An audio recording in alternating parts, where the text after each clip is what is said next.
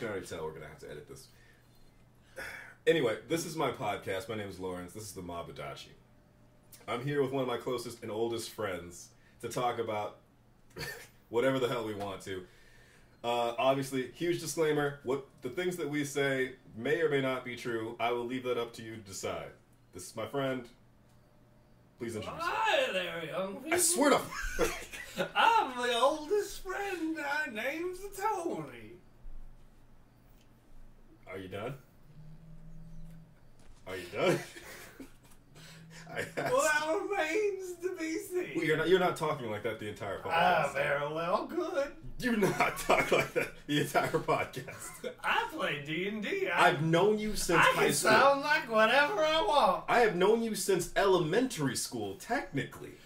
Well, you're really outing yourself there. That makes you sound as old as I am. I am older than you. That's why I'm saying stop talking like that. By 20 minutes.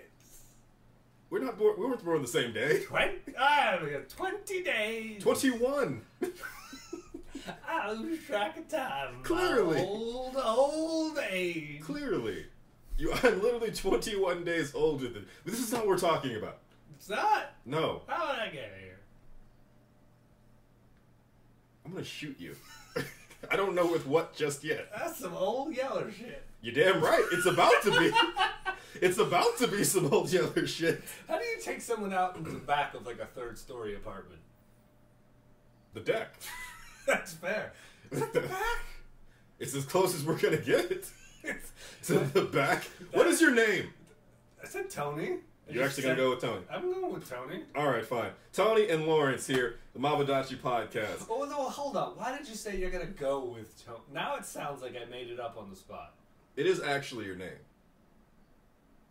Yes. You don't always go by your name. That's true. That's why I said that. I go by many names. Yeah. So that's okay. You don't get to know them. No one gets to know them. I know, that's why I'm saying them. People have called me so many things over the years. Most of them are not allowed to be repeated. I have a couple of names I want to call you right now that can't be repeated. 100%. You've already Shanghaied this beyond repair. You are in complete control of this podcast. I would hope so. You can put as many bleeps, bloops, and blops as you want. Is that what we're doing? It is. You You think the beeps are funnier than the actual cuss words? Absolutely. Damn. There's no question. All right. That's fair. I mean, guess that seems like we cuss so much. There's an entire genre of joke that is just putting bleeps, a long string of bleeps, and then occasionally interrupting it with a normal word, and then another long string of bleeps. I do love that bit. We know that the bleeping is funnier than the actual curse word. The idea of the curse word is more funny than the curse word. It's like monsters in horror movies. Once you see it, it's just not as scary, and once you hear it, it's not as funny. Cloverville. Yeah, they ruined it. But this isn't even the podcast. That's not what we're talking about. We have 3 topics of discussion. We haven't even started. Good luck. Yeah, I know. With you. Okay? You gave me whiskey. This is your fault. You're welcome, by the way. That's damn near Southern hospitality, sir. It actually is. Wait, the brand or the like the thing? The thing. To give people I'm not a fan whiskey. of the brand. That's an insult to whiskey. What's the brand? There's a brand. Well, no, I'm thinking of Southern Comfort. Yeah, no, that's terrible. Yeah, what is that, by the way? I don't know. I don't think it's whiskey. It's like what an Arnold Palmer would taste like if it was alcoholic naturally. You just don't like Arnold Palmer, man. I don't have a problem with Arnold Palmer. It's just you need to add an alcohol to it. You don't ferment Arnold Palmer. That's necromancy. I like Arnold Palmer's. I don't like Southern Comfort. So for you to say that, I'm like, okay, you just don't like Arnold Palmer's then, because even if, like, I've added. Okay, they're similar. I don't think so. I can't tell you how, but they are. I think you're crazy. Southern Comfort has an eggnog. That sounds disgusting. It's not great. That sounds disgusting, honestly. Anyway, shut up. Shut up right now. Hashtag no spawn. Shut up right now. First topic of discussion, and I actually do want to talk about this, and I told you this, and I know you don't want to talk about this, but I find this shit really interesting. Okay. And I want to talk about the Oscars between Will Smith and Chris Rock. Oh, hold on. No. Okay, I'm glad you specified that, because there's very little that is less interesting than the Oscars nowadays. Because I don't give a shit about their opinion anymore. But thank you. No, don't. Here's the like the actual Oscars is only entertaining when people are so like not okay that they decide to commit assault in broad daylight. Yes. That's I didn't even know it was on, and then I heard about this. Yes. And then it was just like, oh wow, the Oscars happened again. Who cares about what they think?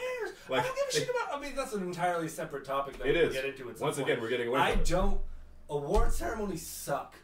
Yes. They're terrible, and those people have no taste and don't give a shit about the actual public. Because it's judges and the critics are so disconnected. Will Smith smacked Chris Rock in the face. Yes. Yes. Absolutely. So here's the thing about that. I can get into the other thing, but I mean, that's we can eventually, but let's stay on topic for right now. We're yelling a lot. Here's the thing about the Will Smith thing. Here's the thing for me about it. I don't think it was justified at all. And once again, and I've said this earlier to several people, slowly but surely, Will Smith's family has made me lose more and more respect for him over the years. Like, that's a fucked up thing to say in hindsight, but it's just his family is just like, come on, Will. Come on, Will. My thing is a certain level of neutrality, only in the regards that I don't think you, in general, do not slap a person in the face on live television. And that's very obvious. The reason is, I'm not even going to get into the moral implication because those are nuanced, but like... It's not even nuanced. Just don't slap people in the face. I mean, it's like, okay. That's actually a very clear moral. If you're challenging someone to a duel, absolutely slap them in the face. Please slap them in the face. Because one of you is about to die. And like, honestly, it's the honorable way to go. But... You gotta throw the gauntlet down. You gotta take off your glove and smack them with it. Then throw it on the ground and say, I challenge thee, sir, to an honest duel. Have at you. And that is an absolutely acceptable way to slap somebody in the face. Because yes, you disrespected them, but there's a chance they might not be a person soon because you're going to murder them. In the context of a challenge, you want to make sure that they are going to accept. Therefore, you actually have to escalate to an extent to make sure that you are capable of this future altercation that you want to have with them. To put them in the ground. If anything, that animosity is actually a sign of respect, right? I think so. And triggering the animosity. Because yes, the disrespect of the slap is present. It is for everyone to see. That means, but think about it from the reverse. If you slap them in the face and challenge them to a duel, when they kill you, they're justified. Absolutely. People will not, and not even justified in a legal sense because that's murder. But like, well, now it is. Duels used to be legal. That's how he lost Hamilton. Well, he lost to Burr. I'm like, I don't care. I'm like, look, did Hamilton deserve to die? Definitely not a topic to talk about. Did Burr deserve to kill him? Absolutely not. Well, that's not even for debate. No. But at the end of the day, he lost. Horrible man. Yes. Once again, we've gotten off topic. Former vice president, I think former president, I forget because he's that unimportant. But this is not a safe place for Mr. Burr, vice president of the United States, probably in the 1800s. No, he is not. Oh, he's not welcome. But yes, in regards to that slap, what I appreciate about that slap is knocking rich people off of this weird pedestal they try to put themselves on. If multimillionaires' violence is okay, because it reminds us that they're people, which they spend all of their money trying to convince us they're not. It's Chris Rock. He's a multimillionaire. Yeah, but it's Chris Rock. Think about that sentence there, right? It's Chris Rock. No, that's a dude. That's what I mean. Chris Rock isn't that special as like here's the thing about he has a TV show about his life. Yes, but here's the thing about Chris Rock. Here's the thing about that slap, which is messed up, because there's literally like ever since that came out, people have been sharing like different videos of different actors from different award shows, literally award shows who have literally made fun of like Jada Pinkett Smith and their affair on separate occasions. The only reason he did it was because it was Chris Rock. Now, if it was The Rock, Dwayne The Rock Johnson, you think he would have done it? If it was a white actor or anybody like that, you think he would have done it? Like if it was what was his name? The actual person that she had an affair with, who was an artist or something. I think his name was like Austin or something. Was it an affair? Because I read that they're in an open relationship. Yeah, that's the other thing about it that makes it that's why they can do it. But like I think based on like what I've seen and based on like Will Smith before that, he never wanted it and he cried about the affair. That was one of the reasons why he was crying about learning about that. I think Will Smith is in a relationship that he is accepted, but not one that he actually wanted. And that's the thing. So they came out with that after it had happened. Mm-hmm. And the thing about, like, I think someone was comparing the, like, Will Smith and Jada Pinkett Smith's thing to, like, the cheating of, like, Beyonce and Jay-Z. But the big difference between that is they established that they are in a monogamous relationship. He apologized. They both made songs about it. She kicked his ass and made him beg and scrape. And then they came back as a couple and agreed that they were going to work through it and go back to their, marriage agreement. Unlike Jada Pinkett Smith, when she came out with the fact that she had gone out with this, like, I think he was like a singer or something, like a young 27-year-old guy, they came out and said, hey, actually, we're in an open relationship. Will Smith is not, like, Will Smith, during that interview, he's definitely not happy about it. He's definitely emotional about it. I don't think, you can say what you want. I think they literally talk about how he's decided that she's more important. They're going to work through it. They've definitely had their marital issues. And that is actually very public. You can look it up. And it's just this, like, he's not happy. No. Like, I think he should have let her go. But he's definitely very committed to their marriage, and he's making it work. And this is, that open marriage thing, I think is just part of that. Mm-hmm. Versus, like, any other, like, actor. They can, like, if you're really in an open relationship, first things first, you usually don't get married.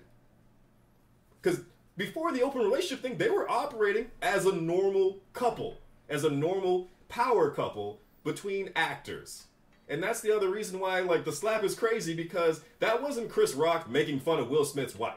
That was Chris Rock making fun of another actor, of a person who is in the spotlight, who has a show, who is relevant in media and in our society, who is still legitimately famous, and then making fun of her for her hair. And whether or not he knew she had a disease is irrelevant, because, I mean, first of all, alopecia is not fatal, or it doesn't change her quality of life. She chooses to shave her head, and she's literally, like, because of all of this, I've seen, like, a couple videos of her saying, I don't care about this head. I don't care what people say about me when it comes to this head, or about my bald head, or anything. The other thing about it is, her show with her daughter is, from what I understand, specifically about female empowerment. And not judging your worth based on your physical appearance. So, if anything, even if he didn't know about it, after seeing all the people from all the award shows and all the comedians literally make fun of Will Smith's relationship because of the fact that I guess not cheats on him, but sleeps with other guys, and that's okay. But so many people were making fun of that. I think he did his due diligence because he wanted, he's Chris Rock. He makes fun of everybody. I think he actually chose to mention her hair because of all the things people make fun of them for. That is the nicest thing that you can make fun of her for. And that's not even, it's a progressive, I don't even know if it's a progressive movie. People are saying that G.I. Jane is a progressive movie. So, I mean, it's about a girl. I don't know if it's progressive or not. I haven't seen it. But at the end of the day, that was the most mild joke I've heard about Will and Jada in a long time. What I think is interesting is that in that context, the exasperated tone of Chris Rock when he goes, it was a G.I. Jane joke. Like, no one even knows that movie. Isn't just like, it was a dumb joke. It was the weakest joke in my arsenal, Will. Yes. Really? But it's also the fact, see, that's the thing, though.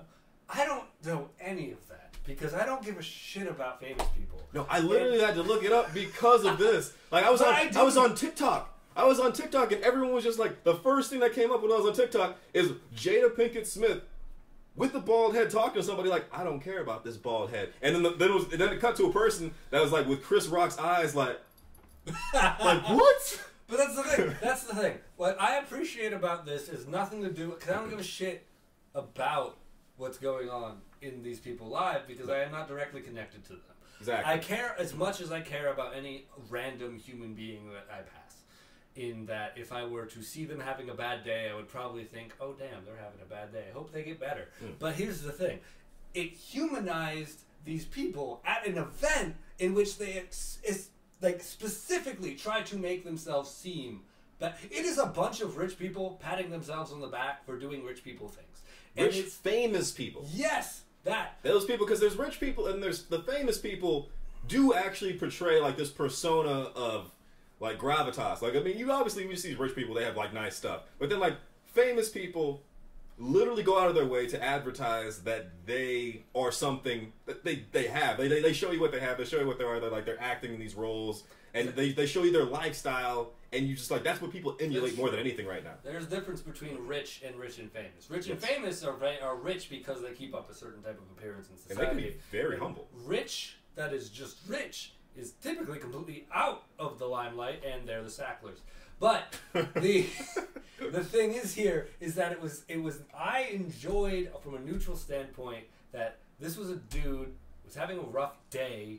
And then that fucking made him snap, and he made a mistake on stage. He did. That was. I mean, look, we can get into that too. He did immediately. He was laughing at that joke. The joke is he probably saw G.I. Jane. We didn't see that camera past that point, right? We saw two things. We saw Will Smith laugh, and we saw Jada make a face. Not laugh. We saw her not laugh and make a face. Exactly. Then camera went away, and then Will Smith walks up.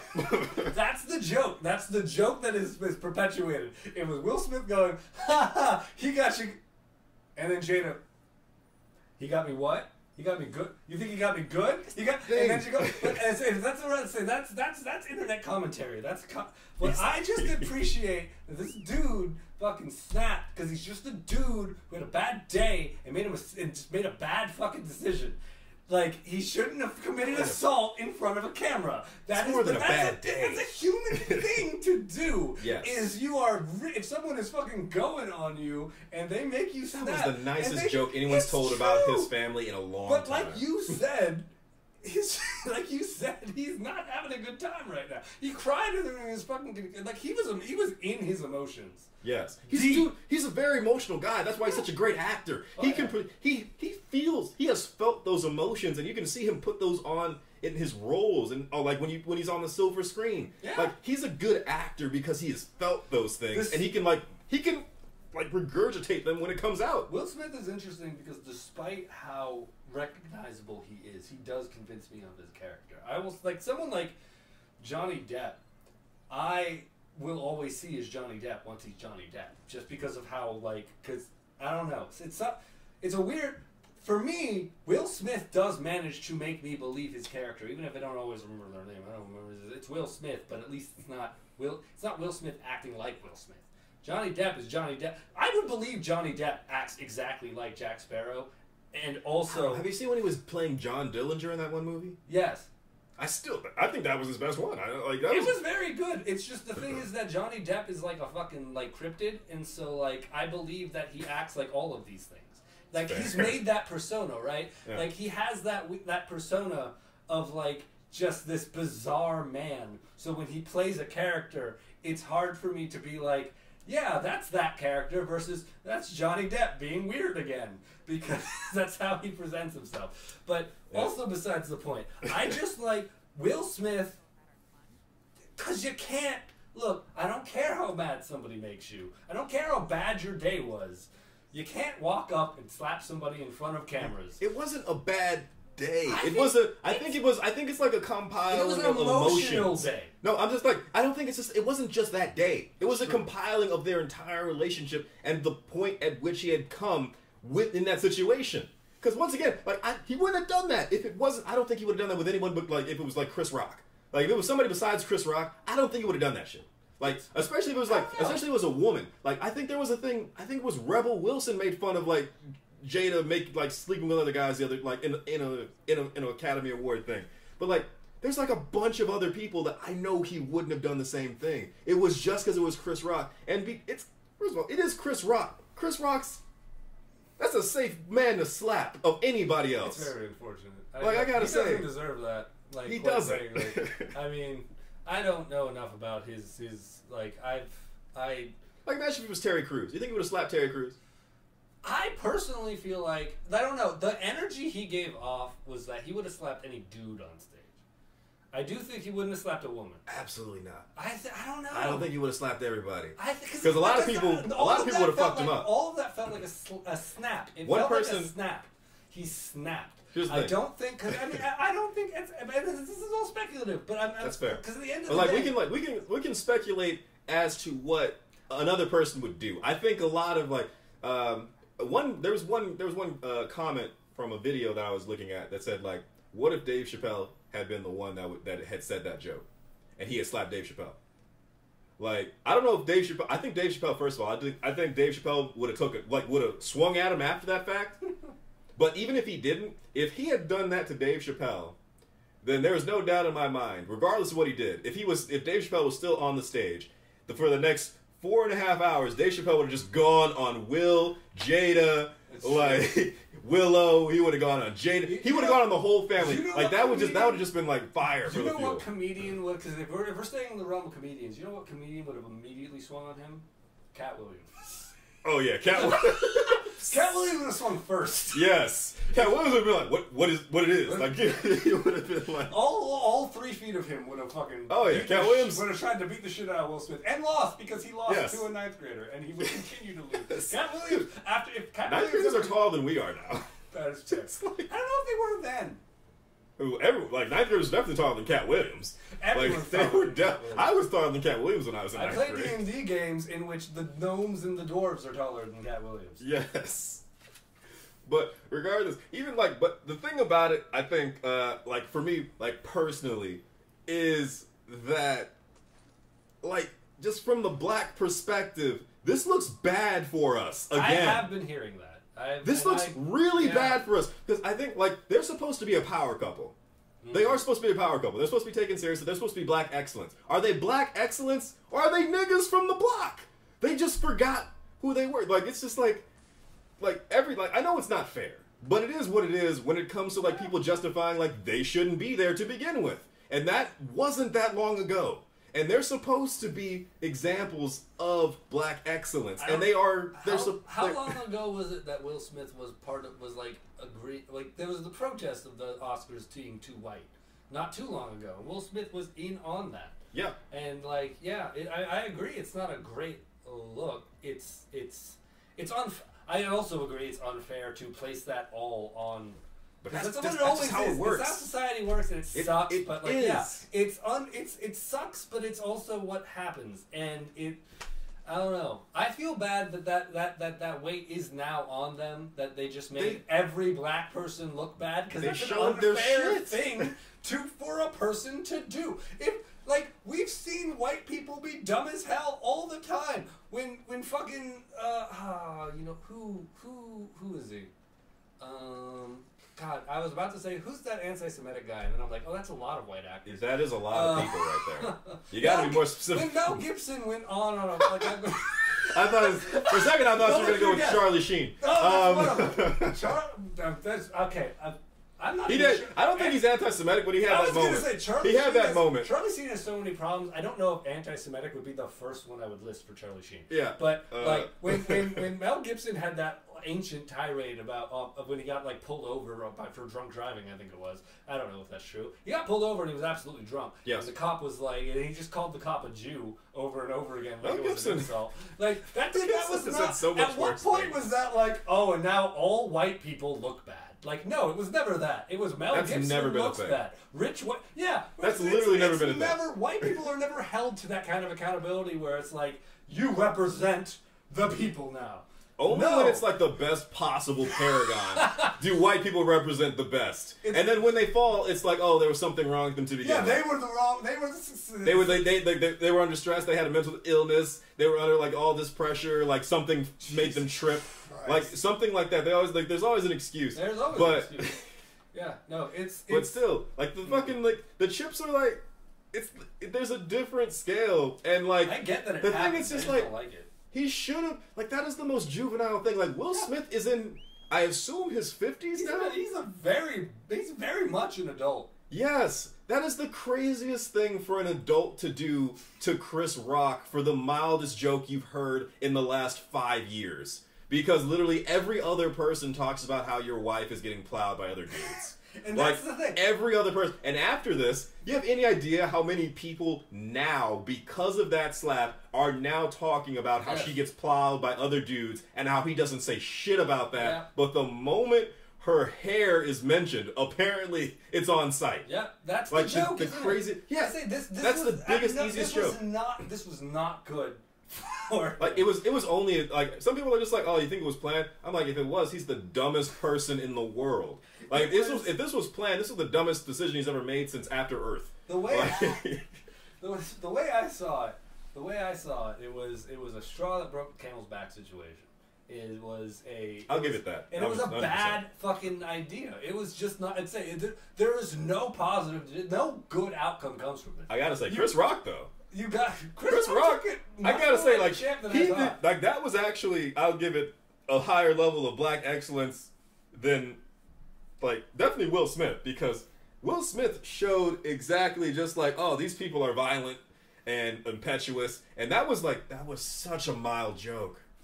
That was such a mild joke, and Chris Rock was definitely in disbelief. He stayed in character for a few seconds after that. He was like, He's to say I still wow. Yes, because that was a G.I. Jane joke. Even before that, he's like, Will Smith just slapped the shit out of me, and people were laughing. Like he said, this is the greatest moment in television history.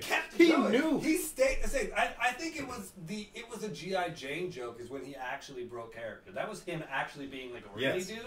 Everything else was him. Like, I swear to God, I think on, and that was impressive to an extent. That's what I'm saying. Whether or not he knew about her disease, I really do think he thought about what he was going to talk about with the Smith family, because there are literally just so many instances of people making fun of their open relationship, like in award ceremonies or in roasts or just in conversation. And I think that was like the nicest joke they have heard in a long time. And Will Smith laughed at it because, to be honest, that's kind of funny. Which is what she does look just like, if you Google G.I. Jane, yo, that's spot on. That's actually spot on. And it's they got the exact same hair. That makes me think he snapped. I mean, it was definitely a snap. You combine that with him, like him laughing first with him like crying at his acceptance speech. Like he was not in a good state of mind at that point. He is not okay. And like having a good woman, or like having like when you choose a partner, it's like it's clearly like so important, because they will just destroy you. They can break you down. However much you give them, they can take it, they can make it greater, they can take it and they can turn it into mush. Yeah. And I think she's slowly turning Will Smith into mush. Just like, I definitely know, like, Will Smith wanted a more traditional marriage when he came into just marriage. Mm-hmm. I think like early on when he came into a relationship, I think he definitely he wanted at one point earlier, like he wanted a traditional marriage. And I think like after a while, like she definitely took it from him, and who knows what else she's taken. But hey, like I said, like people are like, I don't know the full thing. This is what I'm like getting from the little bit of small research and TikToks that I've seen. There's definitely more to it. This is just my like 2 cents based on. I'm not gonna look too far into somebody else's life. I certainly can't wait until we are able to see academic papers that cite 83 TikToks as their sources. Yes. For their research, because like I said, in terms of what we have seen, my opinion is that he snapped. It looks bad. It's unfair that it is a. This is going to take a lot from it. It's unfair that it's a mirror to the entire black community, because I don't know, society always makes it that. Yep. And I hope he doesn't. Honestly, personally, I hope he never gets invited to the Oscars again. Like he's definitely. That's a blessing. I hope no one gets invited to the Oscars again. I don't wish that upon anybody. It's a terrible place to be. We want to be able to break in to that like establishment at the very least. I do not want to. Fuck the Oscars. It's not. They're not going to exist in like 10 years. God, I hope so. Yeah. But for now, they are still a thing. And at the end of the day, we are eventually going to rethink all award ceremonies. The Grammys are fucking done. You're being a little too liberal there. Grammys are done. The video game awards are fucking like fucking shit. Don't they have like 5 different video game awards for like different like? True, but I feel like we keep like people keep like the I used to be Spike. I don't know what the fuck it is now. I'm old, but it's the like there's the one, and then there's like other ones, and that's the thing though, right? Because there's no official one. We just pretend the Oscars are official because it was one of the first ones created. Yeah, they're the highly most sought after one. But by who? That's the For thing. what reason? Like, I it's don't all care. make believe. Yes. Did you know that like back when Frozen won the fucking like Oscar for animated Grammy? What? I think they like for the song. No, I mean I think so, but like back when they won the Oscar for animated movie, 7 people abstained because they didn't see all the animated movies on that fucking list. It's a fucking shit show. They picked it because it's a Disney movie. They don't even know what they're talking about half the time. It's a bunch of people that think they know movies better than everybody else. Yes. That's what critics have become nowadays. You see the disconnect between the critics who watched Venom and the fans who watched Venom? The disconnect between the critics who watched like Godzilla, King of I didn't like Monsters. Venom all that much, to be honest. What? I didn't like Venom all that much, to be honest. That's fine. But like the thing is that audiences did. Like people liked Venom. And then critics are like, this is a shit movie. And it's like, clearly it's not. People like it. You're out of touch with society. Yes. If they weren't, then all the Avengers movies would have won an Oscar. They got motherfuckers out there, critics out there being like, my critique of Godzilla, King of Monsters was that there were too many monsters in it. What the fuck do you think we're here for? Who are Honestly, you? There were too many people in it. Every time. Every single time. Every Godzilla movie has at least slightly too many people. Yes, we don't want to see them. I came to see a giant monster fight. Watching Rodan act like a Starscream on live fucking big screen was amazing. That's the best that's the best personification of his character I've ever seen. Fair enough. It makes so much sense. I agree. Oh my god, awards are fucked. And they need to go. The internet's more important anyway. At this point, like, just go off like the amount of money. We can literally get. Here's the thing: award We don't ceremonies need- made yeah, we don't sense. need it. Award ceremonies made sense. One, when critics were in touch with society and like the people of those societies. Were they ever? It felt always elitist to me. It's always been elitist, but like people thought. Well, you give They didn't know. People would look at critics' opinions and be like, "Well, I don't think that, but like I guess everyone else does." And now we have the internet, and we clearly know they don't. Yes. Like they don't. Like they fucking. It's just them holding on to the fucking dregs of their influence, which was always fucking imaginary in the first place. Like, award ceremonies suck. The internet, we literally have We just don't little need them robots anymore. that count votes from everybody on the entire planet. Like, we don't need them. They're not important. The people can literally decide now. Viva la resistance. I'm gonna be honest. I don't know anyone that actually gives a shit about the Oscars or like what critics think. To be honest, I stopped caring about the Grammys when Eminem said "fuck them."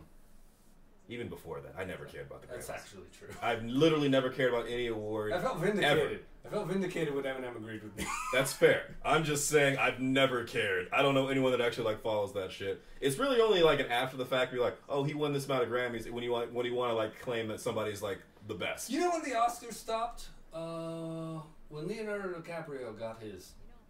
He should have gotten it for Wolf of Wall Street, and we all know it. But 12 Years a Slave was more political and fucked up, so that's what He should happened. have gotten it for like Titanic. Like, what are we talking Fuck about? Titanic. I don't care about that. That was Like, I only wanted to see I'm the just boat saying, sink and the yes. rich people kill the poor people. It was like the legend, the legend of it. That was is a what made terrible. it so That was such a funny. boring movie. Him not getting the Oscar was just, that was the only reason the Oscars mattered, because we got to see him not get the Oscar, because it was funny that he didn't, because he should have every time. It was hilarious. And That then is he true. did, and then, it's like when the Red Sox won the fucking World Series after like 100 years, and the Cubs, when they broke their curses, they stopped being as interesting.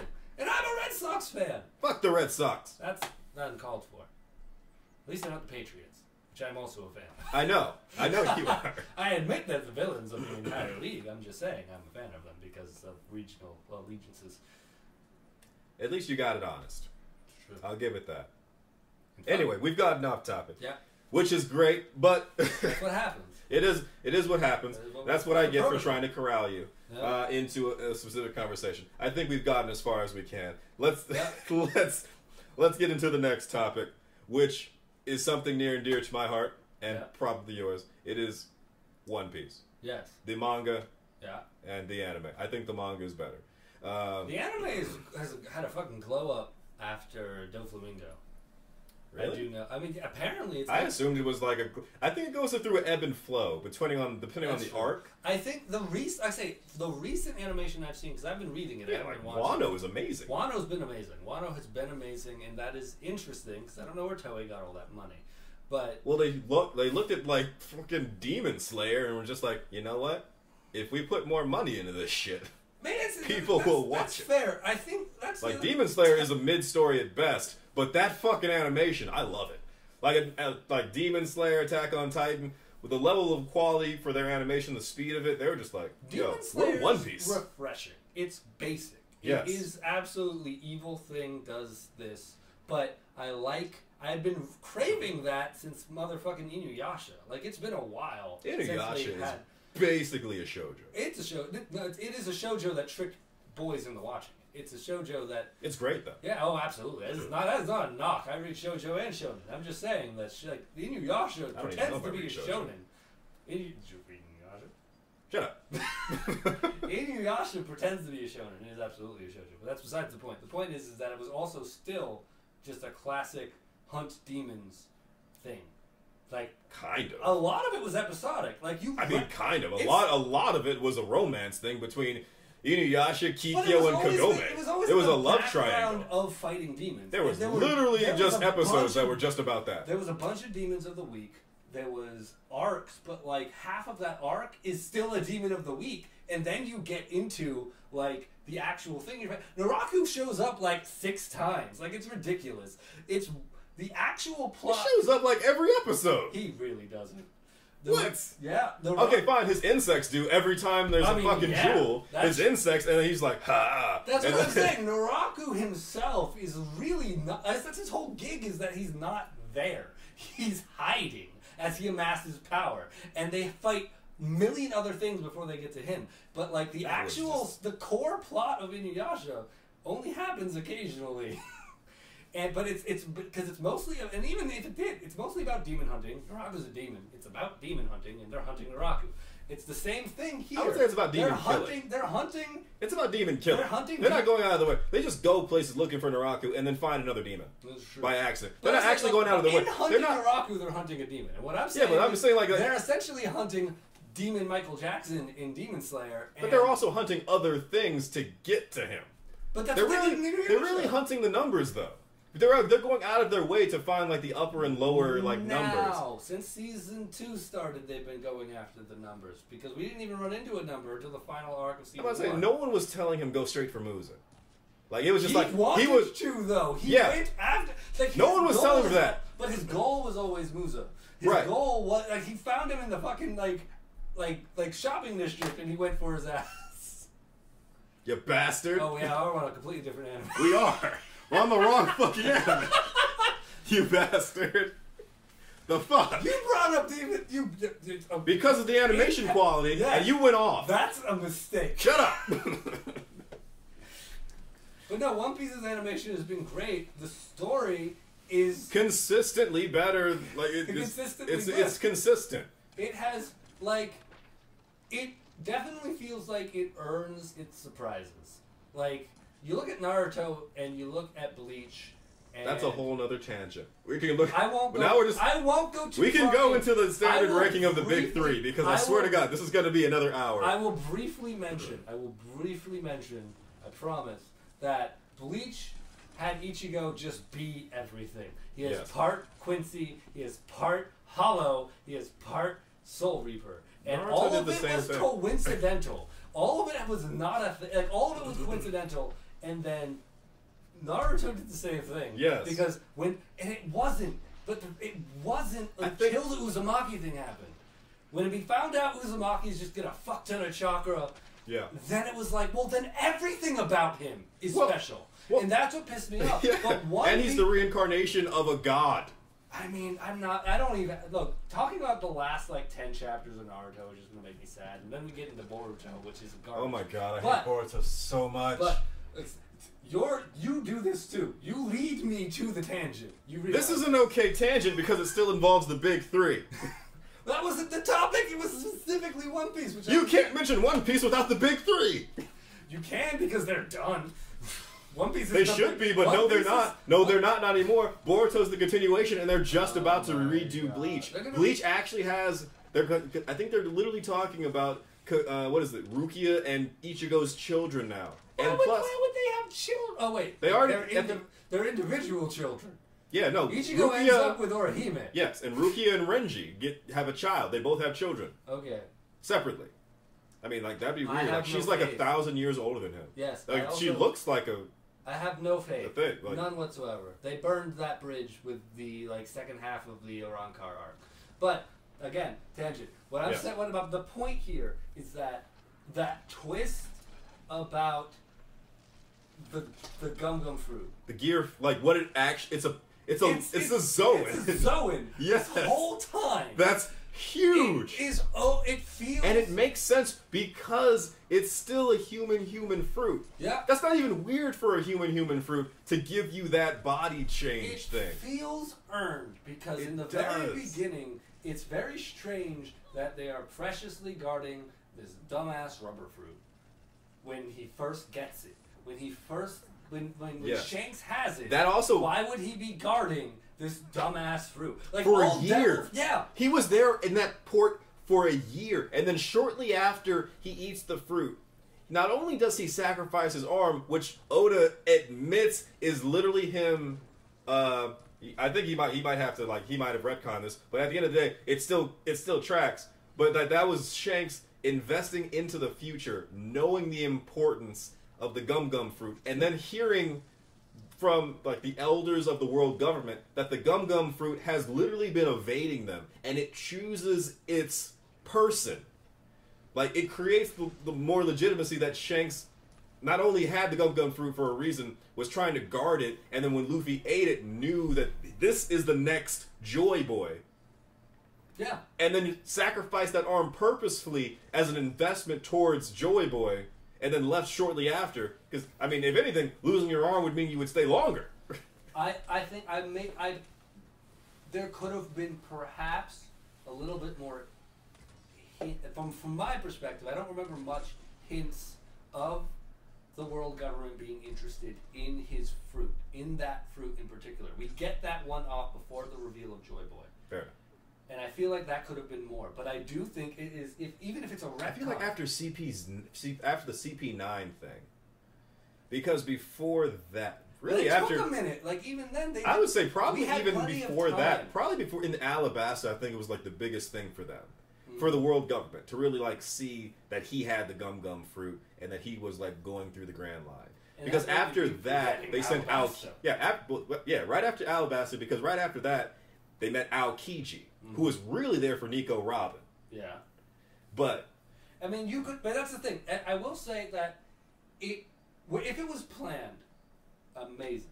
If it's a retcon, it's still good because it tracks. It does. It does not feel it's Teflon. forced. It does not feel like this is here for this arc. It doesn't to feel make like the sense. Jinchuriki. No, which was absolutely that was just a sand raccoon demon. Yeah, at it first. was.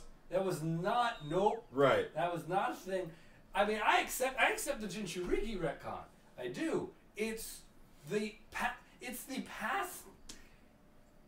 It's more of Bleach's retcons that upset me. It's the amount of things that one Aizen knew about Ichigo since he was born. That makes no fucking sense. Ichigo's mom being important. Ichigo's mom being killed by Kingfisher, apparently. Kingfisher, apparently. Her being a Quincy. All of it just... There's no point. The only one I think was planned was Hollow. Everything else is nonsense that had to be put in for his story to make sense because he lost the fucking plot. He did. But the reveal of the Gum Gum fruit being what's it? Hito. Yeah, the Hito. It was because what's it called? Something Nika. Yeah, that's the name of the Nika. Type Nika. Was that what it was? Yeah. Because it's the smile. Yeah. He's like the mask. I mean, yeah. Especially he's and a cartoon character. Which it matches his personality too. It matches the power. Like if you thought it was just rubber, no, that's stretch to say the balloon limbs have been that's a cartoon trope. That too. But the other thing about it is it also establishes like sort of like its passive luck that he's had his entire time, because it does like sort of like validate like some of the silliness of it, some of the like the crazy coincidences, his effect on people and gaining other people's like favor and like making friends so quickly. Which I think you do have to be careful with. Again, I always call it like midichlorians something. That's it, midichlorians. Yeah, because it didn't need to happen. Like I say, space magic is space magic. We're fine with that. Thank you. It's not as if it's horrible. I'm just saying I don't care that it's tiny little living organisms in my blood cells that make me use psychic telekinesis.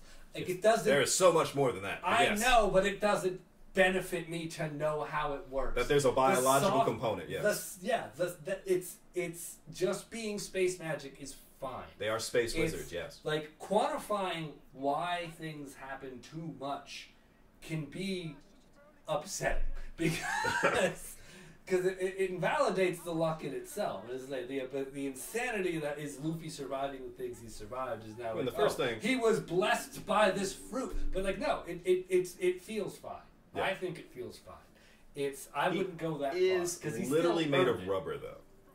Yes. He doesn't have like a rubber-like body. He's literally made of rubber, and we've seen that because he's been struck by electricity several times in his life. That's the funny thing about it. But I mean, still one of my favorite scenes. Still one of my favorite scenes is when he realizes that his lightning does not work on Luffy. I think the craziest scene was when he was in Logtown and it was a storm, and Buggy raises his sword right as it's about, and like he gets struck by lightning. That is still by far the luckiest thing that has ever happened to Luffy, and it was so early on. And from what we know, that is not Dragon's power. So that was literally just... They had talked about the storm. Nami had sensed it when they first got into port. It was just a storm. Yep. And Luffy is just so fucking lucky. It tracks with the fruit. I also will say I like that he canonically lost that fight. Yeah. In the sense that like he was willing to die. The narrator told us. Yeah. Like you see the Kaido versus Luffy winner Kaido. Yes. Kaido won the fight. Like that's the third time, right? Yeah. It's I don't know Luffy. That's the first time I can think of a genuine loss in that sense of a one-on-one fight. Like he got his ass kicked. Like he was not particularly useful saving Ace. He was out of his fucking element. He was out of his depth. Yes. The entire fight. Like there was a bunch of people that were just well outside his weight class. He got his shit rocked by the poison dude. To be fair, in Pell Down. Everyone was getting their shit rocked by the poison dude. Underestimated. That dude is fucking at horrifying. The cost of incredibly irritable bowel syndrome. Yes. Like it's a heavy price, but that power is broken. Luffy should have died there. That was everyone should have died. That was his worst element. I'm about to say Blackbeard should have died there. Yes. Like Blackbeard's lucky too for that. Like honestly, Blackbeard got hell. Blackbeard's whole crew got by Magellan. Like if not for Shiryu, his name was Magellan. Magellan, yeah. Was it? Yeah. That's fantastic. Yes. 10 out of 10. Oh yes. I'm about to say, like, everybody was lucky to escape, like, Magellan. Yeah, no. That, like, legitimately, that is one of the most terrifying, and, like, that, Magellan never really, like, they evaded him the entire time. Yeah. He was to be avoided. Yes, no one defeated Magellan. That was a power... Like, it's not like he's the strongest. Like, Kaido could have rocked Magellan, obviously. The thing is just that it is very interesting that nobody did. Yeah. He was not defeated. He was around very strong motherfuckers. Yes. And he never lost. They just managed to escape him. Also, Mr. Tooth's like still alive somehow, right? Yeah, he didn't kill him. How does this keep happening to him? I'm gonna be honest. Lucky. At that Mr. point, Tooth has had at least two final stands. I get. Well, the first one was after Alabasta with the Navy. Yeah. In both cases, there's no reason to kill him. Because in the first case, he was fighting the Iron Lady, right? Mm-hmm. Yeah, her whole power is capture. That's true. Her whole power is capture. The second case was he was the only one. He was the last person in the control room, surrounded by Magellan and all the guards and the like everyone. Like, there's no reason to kill him unless out of spite. And Magellan, he's not a bad guy. Not even spite. I would acknowledge killing him. He's not a bad guy, though. That's the thing. Killing him to prove a point, to send a message. There is no message. There is, because it doesn't matter. They already escaped. You can just continue to stage There's no message there. through the jail over and over again. If you like, he became the new leader of New Commonland after the. Yeah, but what I'm saying is that like letting him just stick around. Okay, he didn't escape. From a moral standpoint, yes, there's no reason to kill him. But like, yeah, Magellan wasn't that kind of guy. That's the other thing about it. In One Piece, I think can see the it's like strong wills. It's not about whether you're good or you're bad. It's about your strong will makes you strong. Like, and that's pretty like consistent with like pretty much everybody in One Piece. If you have a strong will, even if it's simple, like for some strange reason, that guy that pretends to be like Whitebeard's son, he's a simple moron. Yeah. But that man is he's got a strong will, and like all of the warlords and like the Shichibukai, all of them have a strong will, a strong drive, and they're strong because of it in their own way. Magellan is strong. Part of the strength or their ability to get that strong comes from their like resolute personality. And his is being a warden. His is being a warden, not being a killer, not making a point. He's not trying to go out for glory. He has a prisoner that is dead to rights. He's not gonna kill him. Yeah, because he's not that kind of person. I mean, like now, Shiryu would have fucking murdered everybody there. Shiryu would have not just killed. Like Bon Clay, he would have killed half the staff for this nonsense. Like, if Shiryu was still like the warden or the second in command, he would have murdered them all. But that was part of why Shiryu was was locked up, because he was killing prisoners. And Magellan was like, we are not executioners, we are wardens. And that's why that totally tracks. It would make no sense, and it would go against his character for him to have killed Bon Clay. I get it. I'm saying I could see why someone would in that instance. But, yeah, Magellan would not. It is believable that Magellan... I will say he... Plus, he does have a point. He fucking murdered Luffy. But he would have, yes. Yeah. He tried. He did. That's him taking it seriously. Yeah. I give him that. And granted, that's also because Luffy lost a couple years at this... Like, taking all those hormones from Ivankov. Yep. Luffy definitely, like, he sacrificed. He probably lost like a couple of 20 years worth. I think it's something like that. Luffy's not going to live long. I think that's the whole gig there. He's going to be a young adult forever. But that being said, I like how like Hito like human fruits. It seems like canonically speaking, death seems like a method for awakening or going to the next level for them. And in terms of like Brook. Because obviously Brooks is a one-shot death thing, and Sengoku's is enlightenment coming from, just enlightenment, going on to the next step, transcending your living body in towards like this thing. We don't know what happened if Chopper dies, because Chopper is a reindeer. Chopper is, yes. Yeah, Chopper is. I don't think Chopper should die. That was an interesting case, right? Yeah. Like, I don't know. Chopper is perhaps the only animal we know. I mean, we saw the bazooka that ate the dog fruit in Alabasta. How does a bazooka eat a fruit? Thank you. But that was real. They're like did they load it into the bazooka and apparently fire it, and it turned into a dog? I assume it didn't even fire. They just put it in there, and some type of way the bazooka gained sentience, or is it the fruit? That was literally. I think that was a question in like just an Oda question. I don't remember how he answered it. I'm sure he dodged it. I'm sure, because that's nonsense, and he's. But it's the nonsense that I think it's the fruit. I think he says. I think it's the fruit itself now. At that point, because like the fruit, clearly the fruits can like somewhat influence who eats them. Apparently, I just imagine the bazooka talking like Scooby-Doo and turning to them like, "Mother, what am I?" The bazooka can't talk. Yet. Why would it be able to talk? First, Scooby-Doo can talk. That's the whole point. First of all, that's not even... That makes no sense. That's not an anime. That's not a Japanese thing at all. That is so far removed from everything. That's just What was 90s the fruit animation. of the dude that could eat everything in Chopper's story arc? He's a factory man or something because he was like literally, like part of his power was like eating things and making new shit. He mostly just ate things. Yeah, I remember him eating things. And he became like a house. I think he literally became a factory or something. Yeah, I don't know. It was like incorporate. I don't remember what the fruit is called, but I know he, after he got launched to a different like location, he became leader of a different place because he got a company. Dead, is he? He created Wampo Metal. Yeah. He's at the. I think he's literally at the Holy Land with the other kings. He has another kingdom now.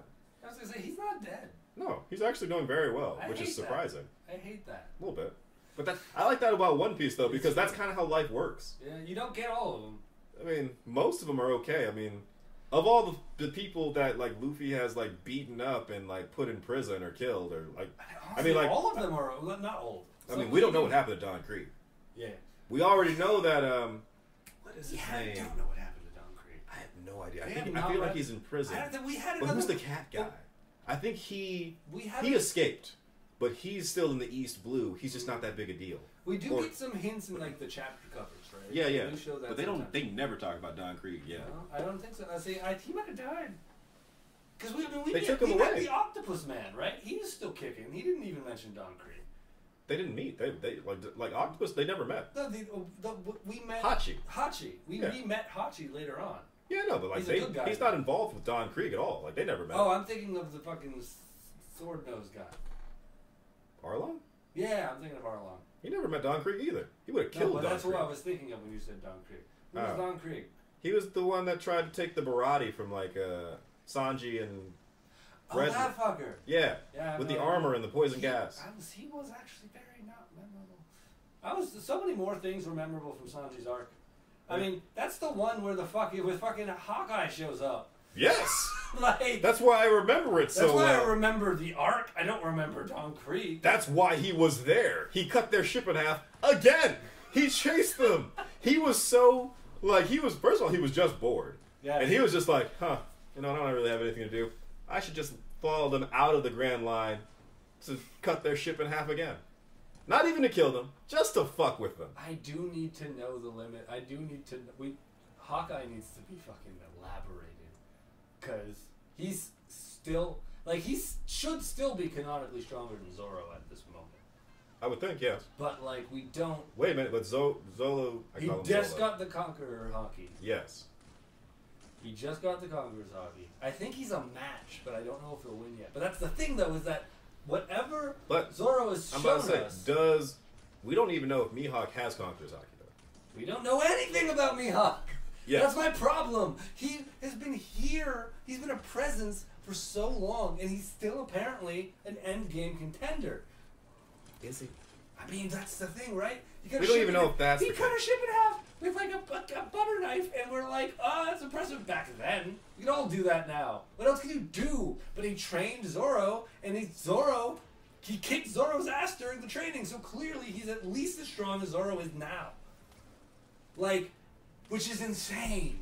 Yes. Because we still don't know what he's even about. He's living in a gothic wonderland. Well, now that the government took away his... Did they take that? Yeah, they took away the warlord status, and they were just like, it looks like it's time to remind them why we're warlords. I thought he stayed in his castle and just beat them to shit when they showed up.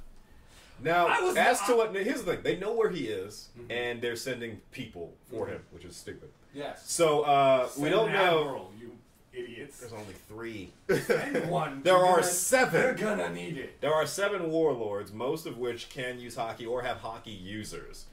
Although Law lost his, so I guess there's 6. Because I'm about to say, you definitely need an admiral for like Newgate. Something I don't know what his actual name. You need an admiral for Newgate because he was hunting down Whitebeard's like commanders. You need an admiral for Hawkeye. You need an admiral for Boa. You need an admiral for Buggy only because of the the sheer amount, the sheer number of the 5th floor inmates that he has. Yeah, is insane. Doflamingo lost it, so I guess now it's 5. In general, so yeah. So who are the 5? Like you took away Trafalgar Law, you took away Doflamingo. It's Boa. Yeah, Boa, Newgate, Hawkeye. Yeah, we're missing 2. Who are the other 2? Because I'm about to say, like... Oh, they killed... Oh, how many were there? Because They killed Mariah. They killed Mariah. Well... And then, obviously, Crocodile lost. I don't think they ever, like, really got their... Them? I thought they... There might just be those three left. Honestly, Crocodile you're got right. arrested, so, like... Yeah, I'm about to say, I don't know if they ever replaced Crocodile and they killed Mariah. Yeah. So, yeah, maybe that was it. That might be all. Damn. Let me look it up. That's crazy. I mean... Oh, I guess Kuma, but he doesn't count. Kuma's a robot. Yeah, Kuma was always on their side. Yeah. Kuma was a spy. Yeah, so I guess Well, if you add Kuma, that's kind of it. Yeah, I thought, okay, that makes sense. Oh yeah, Jinbei too, but I mean that was... Jinbei's also... Yeah, Jinbei left when Yeah. Ace died, so that doesn't count. Exactly. So yeah, yeah. the only three that are still out there are those three. Yeah, just...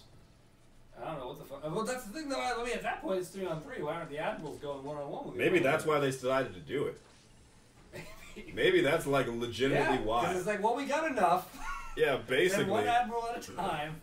Got 3-on-3. Yeah. We still haven't seen the last Admiral either, because we saw the two new ones. Obviously, like, Aokiji quit, and Akainu became the new Fleet Admiral, like the head.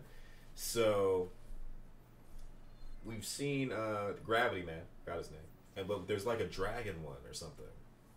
Ryuji or something, Ryu something. Oh, we haven't seen what he looks like though. But he's still at the Holy Land. That was the thing. He was at the Holy Land. They did not resolve that fucking plot. What do you mean? I don't.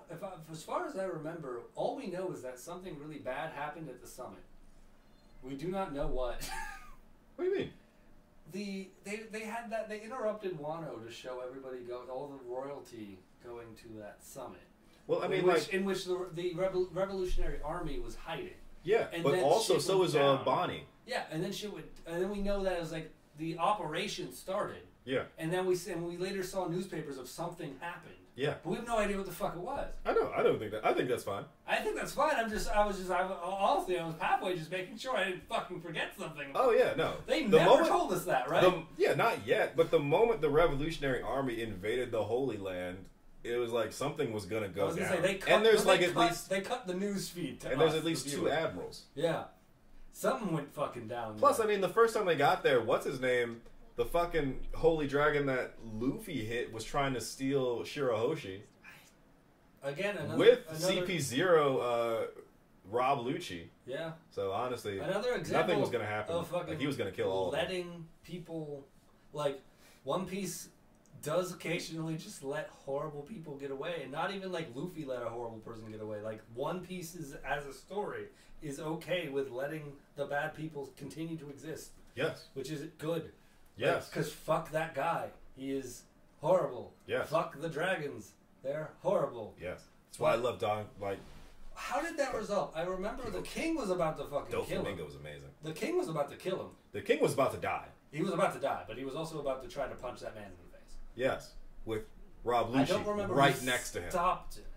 There was the other holy dragon, the one that was friends. Yes. The one that Shirahoshi's mother Otohime had saved. Yes. And he got there and he stopped it because that's the only thing that can like stop a holy dragon is another holy dragon.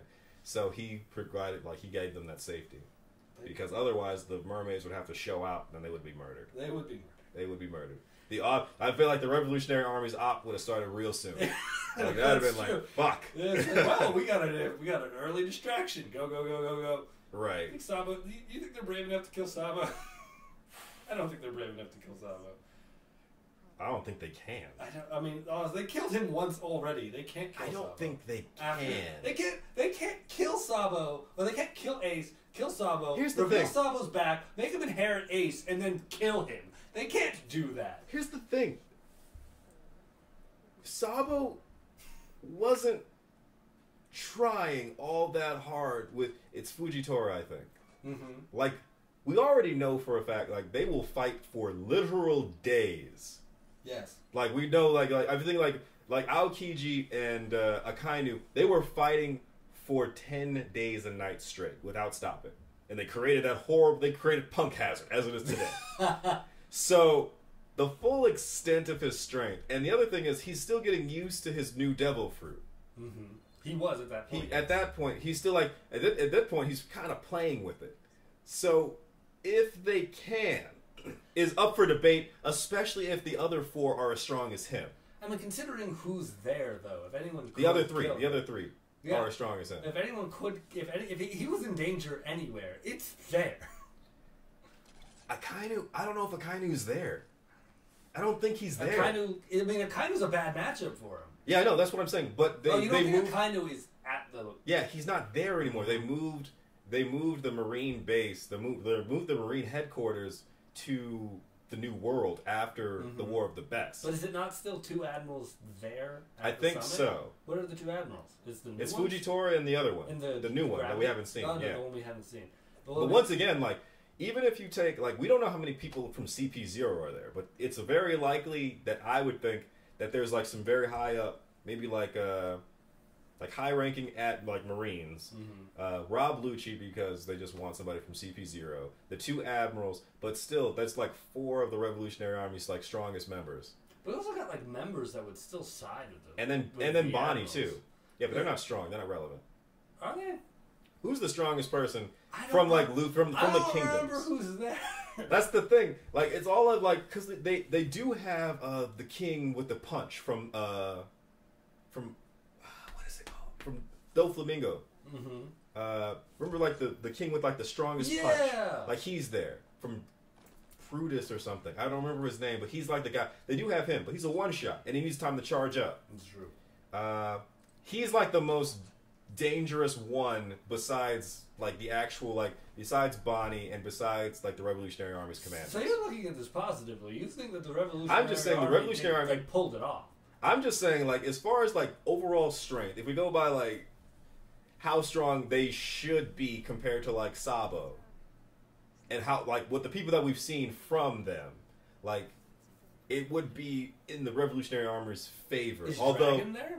No, Dragon's not there as far as I know. Where the But fuck that being said, is Dragon? there's probably a bunch of like Pika or like Kumas too, though. That would be there. That would mobilize pretty quickly. But the other thing is, remember the Revolutionary Army girl that can like raise morale? If they can free all the slaves using that go time. Yes, but using that guy's ability to like dig through things, they can free all the slaves. Use her power. And then there's a bunch of fishmen, giants, that's probably the plan, and other things. Yeah, I would think so. That's almost certainly what they're actually trying to do. Absolutely. The question is, it would be unstoppable for them because that would be like a huge force that would outnumber. That would definitely outnumber all the people. You think this is gonna say because the cliffhanger they left?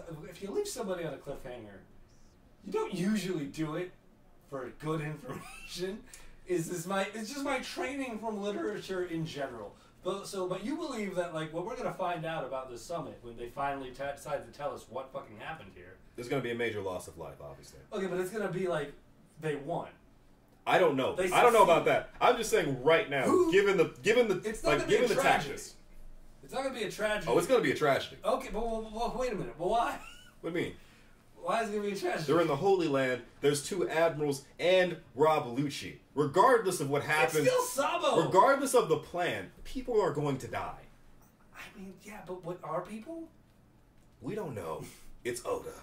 It's 4 of We don't know because it's Oda.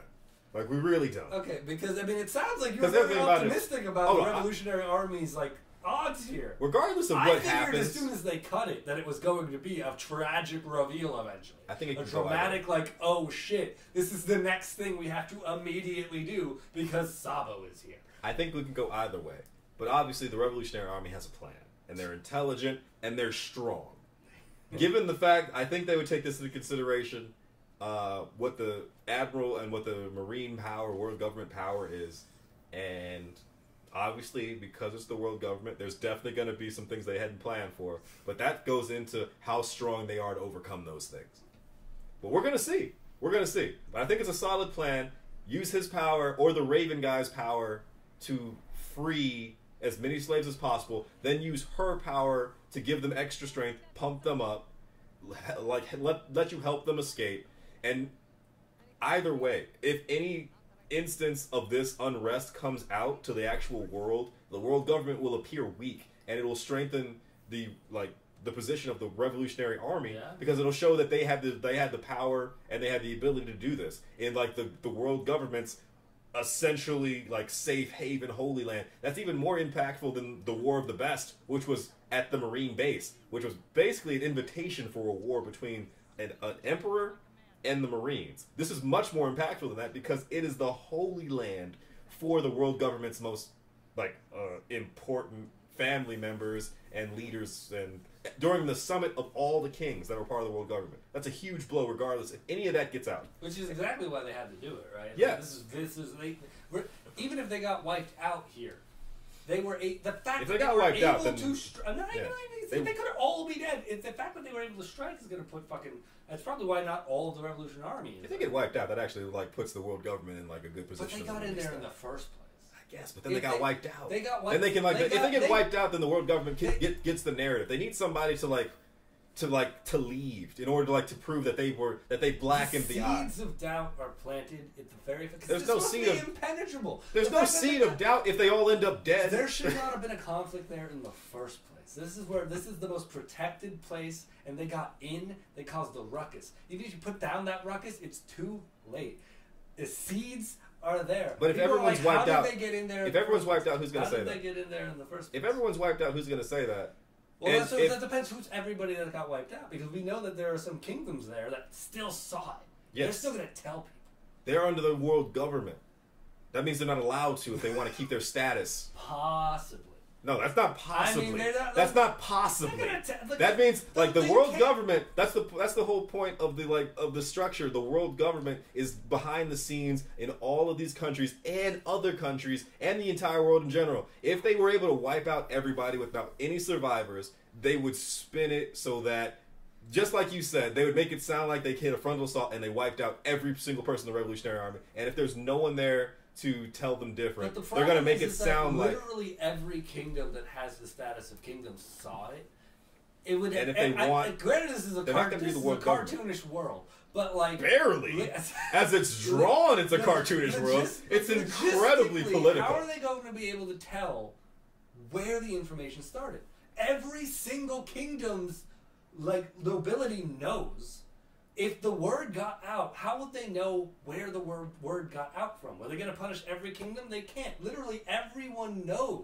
I'm sure they're going to use their network of spies to figure out who did it, find the source of the leak, and then trace it all the way back. What if they all do? I said there's the dissension seems unlikely, and regardless of that would still. First of all, we already know that's not going to happen. We already know that's not going to happen, because there are definitely some kingdoms that are more under the will of the world government than others. Clearly. The other thing is, if that does happen, they can still rework the narrative for their benefit. Even then, because the basic premise is that everybody from if that happens, that they wiped out the enemy and nothing happened. They quelled it. So even if it's just there was an altercation with the Revolutionary Army, and then the world government, even if you release that, they can still spin it as it doesn't matter because the world government remains the dominant power, and the Revolutionary Army isn't the problem. The problem is that they don't need the flawlessness; they need the reassurance. They do need the flawlessness because the gods are there. The gods smote the enemy, but they were in danger. No, they weren't. They had to be protected. They're never gonna put out a narrative that they were ever in danger. They're gonna put out a narrative. They're gonna put out the narrative. There's also the fact that they can't silence them. They definitely can. They absolutely can. Against the holy dragons, they can't make them not talk. The holy dragons aren't going to say anything.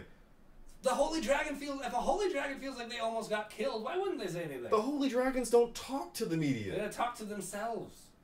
There's dissent there. They're supposed to be protected. There's no dissent there. There's dissent. We had enough dissent that at least Doflamingo's family left. That was one outlier, and they said good riddance, and then they were all murdered besides Doflamingo and his little brother, who then Doflamingo murdered himself. What I'm saying is there's no dissent. The seeds of doubt are there. That's the seeds of doubt for the general public who will never hear the real story if everyone gets wiped out. I don't know. You are being insanely optimistic about this because we already know too many factors. There isn't too many factors.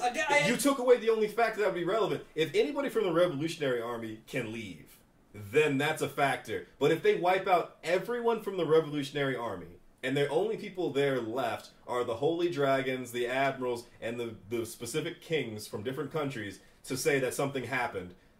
First of all, they're already gonna say that they wiped out. They're gonna parade the bodies. They're gonna show, oh, we wiped out the Revolutionary Army's 4 top commanders, which, in and of itself, is just gonna be like praiseworthy and enough to like completely discredit the whole Revolutionary Army in general. But they're not. Even if the kings do say something like, oh, they got really close, they're gonna like completely quell that by saying, you know what? No, they didn't. You're a fucking liar. And also, we're gonna kill your whole family and just put like they've already done that shit. They're gonna kill the whole family. Not every royal family's gonna do it. Not every royal family. It's impossible to find which one talked. Because all it is saying it to a person who then says it to another person. No, it's not. These are royals. These are royals. Who are they gonna say? Who are they gonna talk to? What are you talking about? That's what I'm saying. They don't talk to the general public. They take speeches and they talk to the press. Who are they talking to? They're spreading rumors. To who? To people. Each other? Yeah. They're gonna go out and be like, hey. I mean, they're gonna talk to the general public. Not every royal is the completely detached from the fucking plebeians. And that'll make it easier for the world government to figure out who did it, because they're gonna talk to the ones. They're gonna know it's the ones that actually talk to their fucking citizens, because a lot of them are assholes. Well, like a lot of them are fucking assholes. It's a balancing game there, though, because if you take like, there's no way in hell they won't be able to figure out who did it. Like, there's literally no way in hell they're not gonna be figure out who did it. Like, 100%. They already have CP0 inside the press. He had to fucking, like, the bird guy after the fucking, the Holy Cake Island thing, he had to fucking wreck that guy. You think he's the only person in there? You think he won't be replaced? They already have the press. They already are. Shit, though. Like, no, there isn't. I mean, they sacrificed one of their best agents just to try and kill Luffy. Like, they sacrificed a guy in CP0. Is in like 8 different places right now. Yes. It is not, but that's the problem. The problem with the CP... It's an image. The problem with the delicate balance. The world government has to portray control. If they're out here silencing 8 different kingdoms, like... That's even more instance of their level of control. And then they'll reinstate... panicking. No, it's not. Yes. That's part of a plan.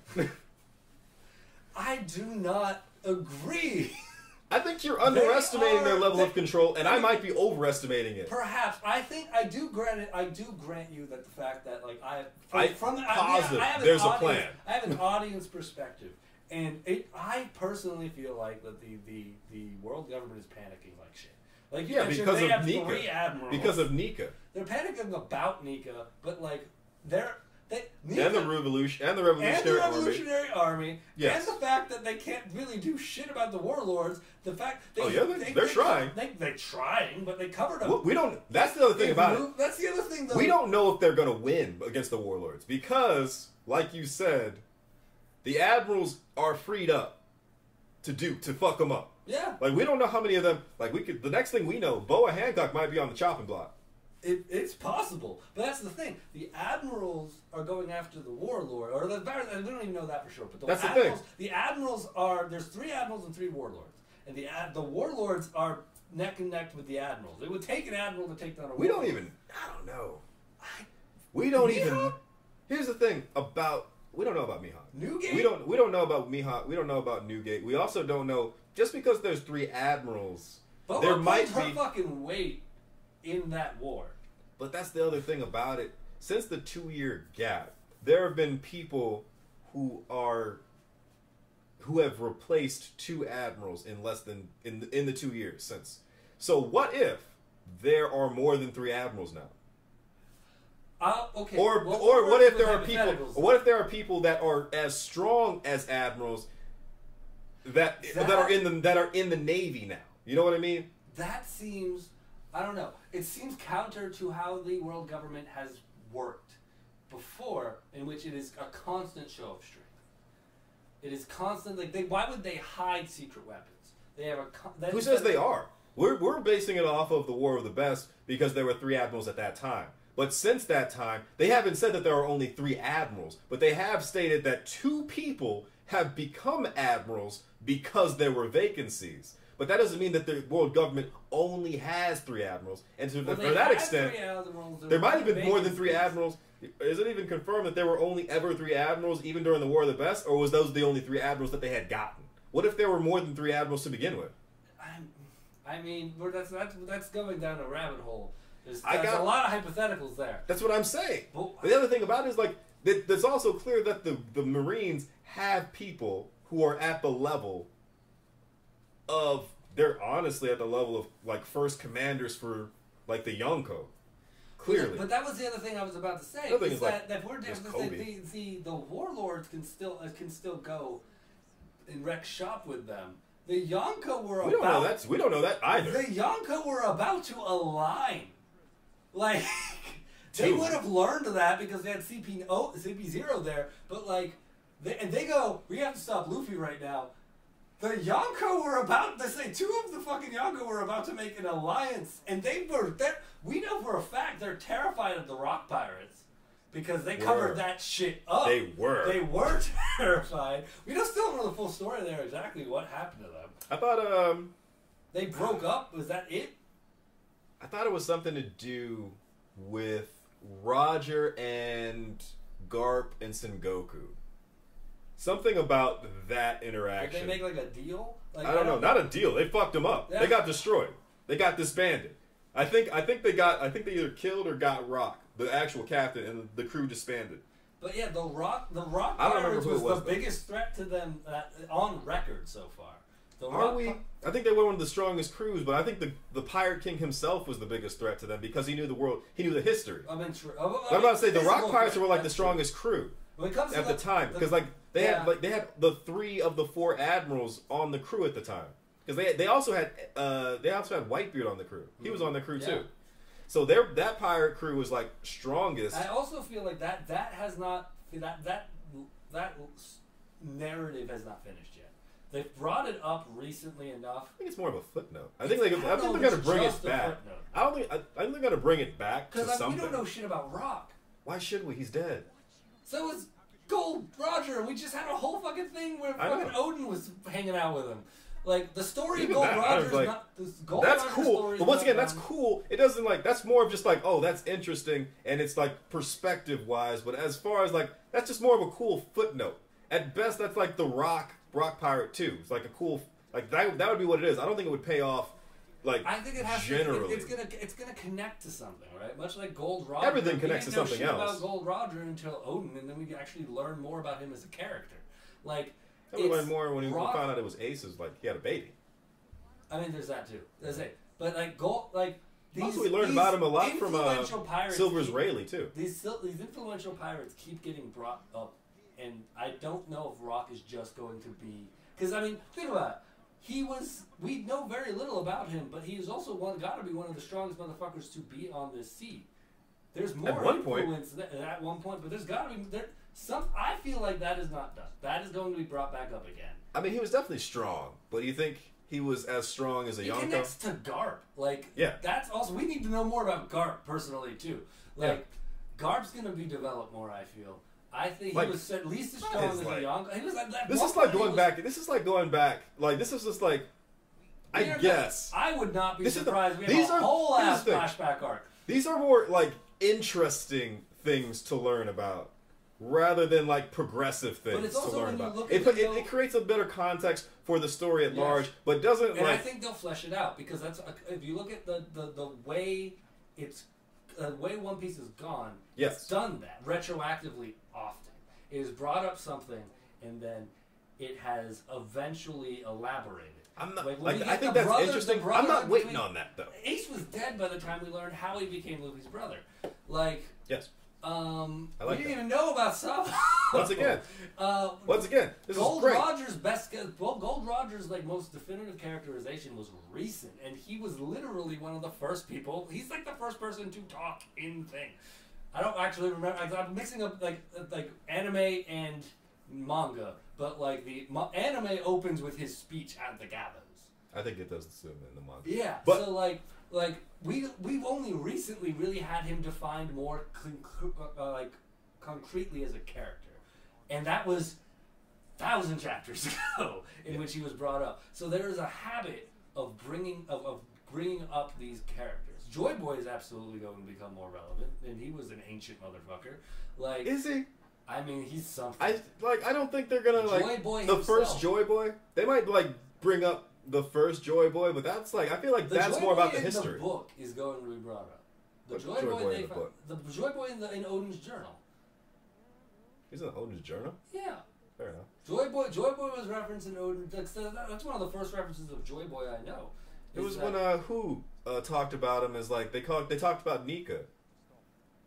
About what's his name? One of the headliners for Kaido's crew was talking about Nika, who freed the slaves when he was imprisoned after he failed to secure the Gum Gum fruit. I remember Joy Boy being at the end when I'm talking about Nika now. Okay, that's different. But like, because Odin and Gold Roger, with what they found, that is missing from the journal itself. But that is when talking about what they found, they reference Joy Boy and they reference that it made them laugh.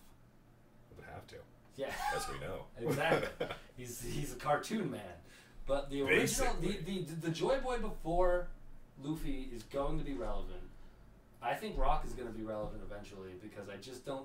Oda is not there. Like he could, honestly, legitimately, literally, he could just be a strong pirate that was leading this and not be relevant. He can serve that purpose, but Oda has not done that. Honestly, there is not a character that is only here to tie in a past storyline. Everything gets fleshed out. It's wild, quite frankly. No, I do enjoy that. I also acknowledge that some of it's not relevant. And I think that's kind of the Rock Pirates. Become relevant. I think that's kind of the Rock Pirates. It's more for context of why it's happening now. Mm-hmm. So it's like if you like go back and you take away the backstories for like all of the villains. But what is it definitely like puts more of an impact on what's happening presently. But it doesn't instance of that. Like every single villain that's happened, like knowing Big Mom's backstory versus like if you take that out and you still keep everything else. Like it's nice to know. It makes it more impactful. It's very interesting to know. But if you take that out, it's still like what happened. It's nice to know. That's as simple as say if the point of I think that's the Rock. If the Rock Pirates. I think that's what it's going to be like. I think if the point of the Rock Pirates is just to tie Kaido and Big Mom together, that's easy. He's already done that. Yes, I say he'd already done that. That's what I'm saying. But he would still like just. But just in that case, he tied Big Mom and Kaido and Gold Roger and Whitebeard together, and there's a reason for that. Gold Roger's on that crew too, right? Yeah. Okay. And then this character Rock, who was leading them, and that's interesting. And like at the very least, that's a wild thing for someone to do, to lead all of these people. All of these that will become famous. Yes. And it's just from what I've seen of how Oda does things, I don't feel like that's the only reason that's there. But I think I just said, it's going to be fleshed out later. Yeah, I think it just creates a greater impact for the present. But overall, if you don't have it, it doesn't change. Like it kind of enhances the experience, but you don't need it. Yes. And that's what I'm saying. Like I enjoy it. I'm not waiting for it. I don't care. I'm interested in it. I'm saying, I think it's going to be good. I think it's going to be interesting. I think it's definitely going to make the present more impactful. But if it's not there, I'm not waiting for it. I'm going to enjoy it. That's fair, and that's honestly a lot of things that Oda, when they were introduced didn't have to be much more than that. Right. Like think about Oda's good at that. The moment they're introduced, they are as interesting as they need to be in that moment. But then they eventually become amazing. Remember Doflamingo's family? The one that has like the one that wears the bonnet and the baby stuff, right? Yeah. Like his backstory. They didn't have to do that. I gotta say though, that one pays off big. Yeah. Mr. Pink. Like if they didn't do it, if he didn't write that story, it would still be okay for One Piece standards. But the fact that they did it, it definitely. I think that's it. I wasn't trying to be like I need to know about Mr. Pink's backstory. No. But at the end of the day, when I heard it, I enjoyed that, and it made the characters definitely much more impactful, and I cared more about the fight and everything else. And I think that's what I'm talking about with it. I'm not waiting for the Rock Pirate thing. I kind of expect it. I want to enjoy it. I kind of want to see it, but I'm not waiting for it. That's and I don't. Again, I only slightly care. These things pop up that are fine as vague footnotes. I wouldn't even be surprised if he then- didn't do it because we haven't seen Kaido's life story. I would be surprised, but I wouldn't. Like you said, it's fine as is. But because based on everything else, I expect it. Laboon. We haven't seen Kaido's life story. The fact that they tie that fucking whale to the skeleton. You use his name, sir. That is Laboon. Laboon. Laboon. The fact that they tie him to Brook. There we go. That many Names chapters. here, sir. That many chapters later. Yes. That many chapters later. They didn't need to. Also, the Brook's mystery. fine as is. The mystery that is Panda Man. That's such an interesting I want joke. that one to just stay. I think that's elaborate on that's Panda such Man. a weird Easter egg. Never elaborate on Panda Man. I'm about to say, Just is Panda Man the real Joy Boy? Like, what the fuck is this? I would if they reveal Panda Man as the previous Joy Boy. Right, like Joy Boy is immortal, Yeah. and he's just Panda Man is just everywhere Or, as a cartoon character. Because that's the thing though. Does anyone ever acknowledge Panda Man's presence? No, he's That's just what I'm places. saying. So like he's a ghost. just he's places. a ghost. He's the ghost of the first Joy Boy. Oh my god, He's watching. that is such a He's been wild watching theory. Luffy this whole time. Literally, yes. Like he's literally been in all of it. Like I Yes. think he was on Don Krieg's crew. Like I Yes. think he was was he part of Shanks's crew or something? Was he around for Shanks He's just, when he was I like a don't kid? think he's on any crew. He's just not even there. He's just like half the time he isn't, and he's a wanted poster. Yeah. Like it's the craziest thing. So this is a real person. I imagine people took like a picture and they saw the ghost of this Panda Man in the background. They're like, who the fuck is this man? And they put a wanted poster Right. up for this weird apparition. Like the world government is constantly taking pictures of people, and every once in a while, like on so many different pirate pictures, Yeah. he's just there. And Who they're is just like, this fucking panda? Like they're just as confused as we are. yeah, that's it. That's what all. the fuck is That's this? all it is. Like, And we've never seen a panda It's face. just like we don't want to hurt him. We just want to talk. We just want to know. Why are you Oh everywhere? god. It's the one mystery even the world government doesn't know. Yeah, very true. That is, I can't wait. I like after I want to say about another 20 years of One Piece. That's probably the biggest mystery if he ever acknowledges Panda. I hope he doesn't. That's the He's one. just like That's just the the one. one thing that he just does not need to He's to, just like, I to don't clarify. know. Even in interviews, I just want him to be like, I have no idea what you're talking about. Right, like Panda. I didn't draw I've that. never drawn a panda. Oh god. There's no pandas. Well, pandas don't exist in One Piece land. This is sort of a Brown, tangent. let's say brown and black. This is bears sort of a don't- tangent. This is definitely a tangent. Okay, we've this elevated it. Yes, we have. But I was gonna say, for the big three. Oh. For the big three. Oh, when that got brought up, you were itching, weren't you? Yes. For something that does not exist Yeah. in any other place. I've determined, and I think other people have already figured this out. Chakra only exists in the Naruto universe. Uh-huh. Which means Genjutsu only exists in the Naruto universe. Uh-huh. Which means that most Naruto characters get mollywopped. Like, badly. I don't even understand, like, it's... As far as the big three goes, I don't understand why people don't acknowledge that Bleach is the strongest. I mean... Bleach is not even close. First things first, if you actually, like, take it to, like, their actual effect, like, spiritual pressure crushes your soul. Everyone has a soul. They've acknowledged that there are souls in Naruto, there are souls in One Piece. You have a soul. And spiritual pressure will crush that shit immediately. Would it crush Big Mom's? We don't know if she has Could spiritual... Big Mom be... The problem Big is... Mom crush every soul? Could Big Mom eat every soul? The problem is... the problem is the effect that spiritual pressure has in Bleach on souls.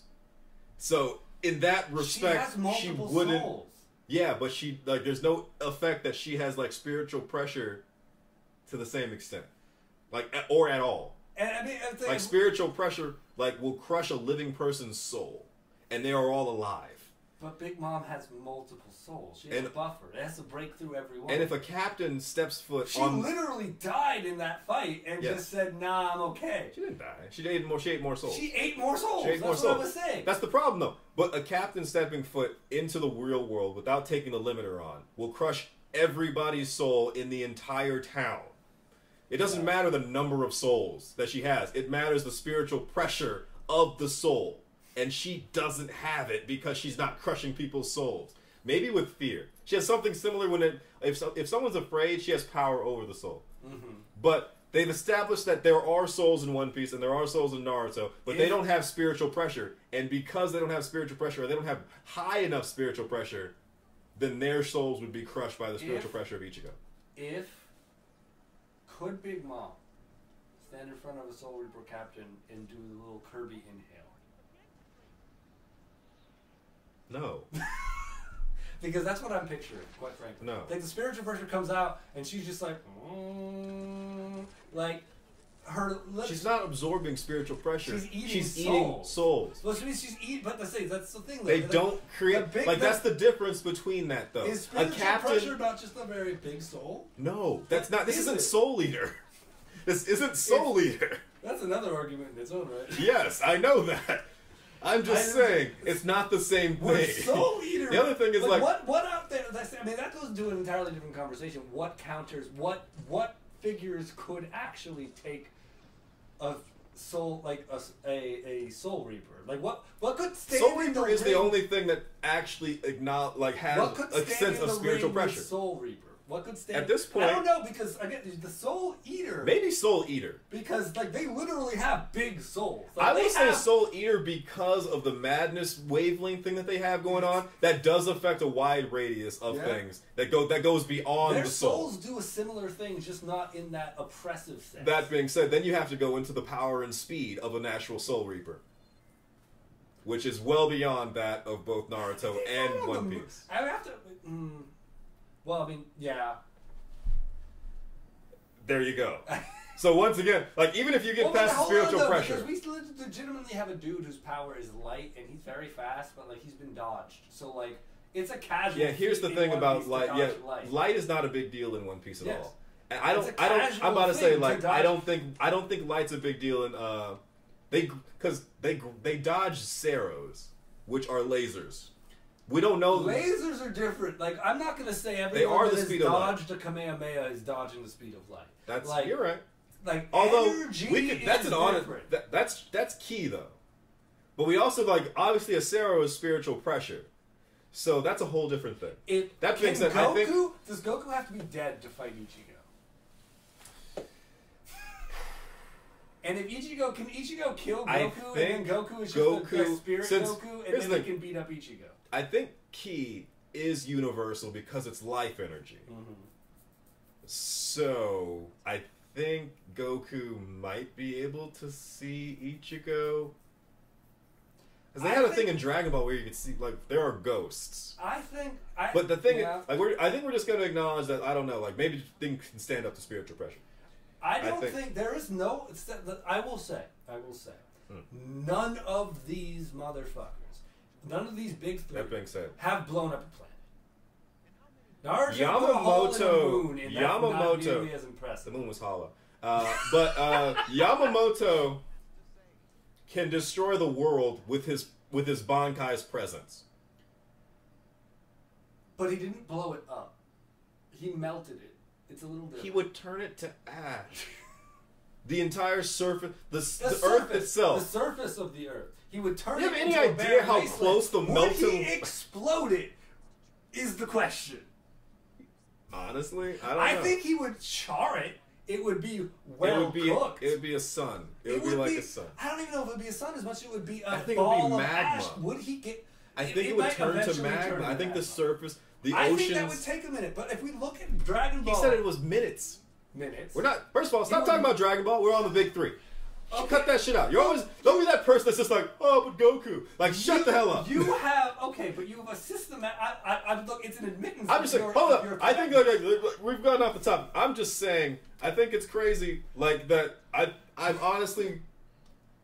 Bleach is the... Of the big three, Bleach is the strongest. But I feel like it's a boring argument. It is, but it's one that people keep having. It's one that people keep having. It's why people ignore spiritual pressure in that regard, because it's a boring argument. Because they don't want to. They don't want to like take it in consideration when they the thing about the problem with the Boruto fans, because it's Boruto fans more than Naruto fans at this point, is that they want to give every character the benefit of the doubt with like the most like legalese way of saying, oh, but this is this and that is that, so this means this, versus like, okay, let's actually look at their actual fights and say what they would most likely do and what they've actually done to prove what would happen in this fight. And when we look at all of Naruto's fights, we can prove systematically what he's gonna do and how fast and how strong he is, because he has fucking almost died. And if he's not gonna do it when he's about to die, he's not about to do it, or he can't do it in a similar situation when he's about to die. I will say, because someone brought up a point recently in the fact that like Sasuke got fucking lucky in that last fight. Like someone was Naruto. What could Naruto have done differently? Naruto held back in that fight. What could Naruto have done differently that would have blown him to ash immediately? How? What would he have done? What would he have done? He's gonna put all of his chakra into a large ass cannon that blows up moons because he can do that. Why do you think he can do that? Because they took all of the chakra out of his body and it blew up a moon. First of all, we already established in Naruto that there's a chakra flow that you can take and you can use yourself. Him doing that knocked him out and wasn't his thing. He didn't do that. That was done to him. In every in every other situation when his life is in danger, he does not do that. Because he's not trying to kill people. He cannot do that then. Like, there's no reason to believe that he can do that, because the only time it's ever been done, it was done to him. Why do you think he's gonna do that? We can see that if he puts his entire self... We know for a fact that there's a chakra flow. There's an amount of chakra that you can take and flow out of your body at a specific rate. That's in the anime. That's in the manga. And you can store that and charge that in a bomb. He can, and he does that. He makes different types of Rasenkans. He makes the Biju bomb. No, he makes the Biju bomb. He makes the Biju Beast bomb. Yes. He does all that shit. He can blow up a mountain, but he doesn't want to kill people. Yeah, but he's never done that shit. He doesn't want to kill people. We know for a fact that all of his chakra blows up a moon. I'm not saying... He's not throwing all that. I'm saying, he's done... Like, that's the thing, though. He has blown up mountains. He's blown up landscapes. We know he can do that. But for you to just be like, oh, he's going to blow up the fucking planet if he does that. Like, that's not something he's ever done. No, he's not going to blow up the planet. He's going to blow up the moon. Because he did it once. No, he didn't do it once. Somebody did it to him. Somebody did it with him. Somebody did it. He did not do it. They cited that they took all of his chakra out of his body and blew up a moon with it. You see that? Someone did that to him. Somebody took all the chakra out of his body. The mechanics of a beast bomb, and it's him going like funneling chakra into a ball. He's literally creating... I'm not saying if he does it for long enough, then that's literally all the chakra in his body. Yes.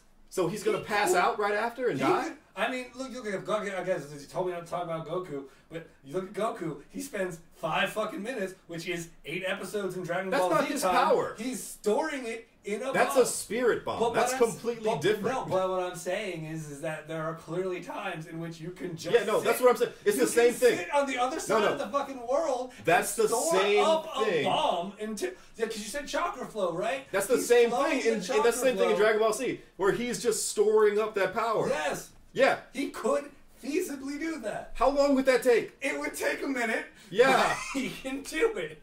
He's in a real fight.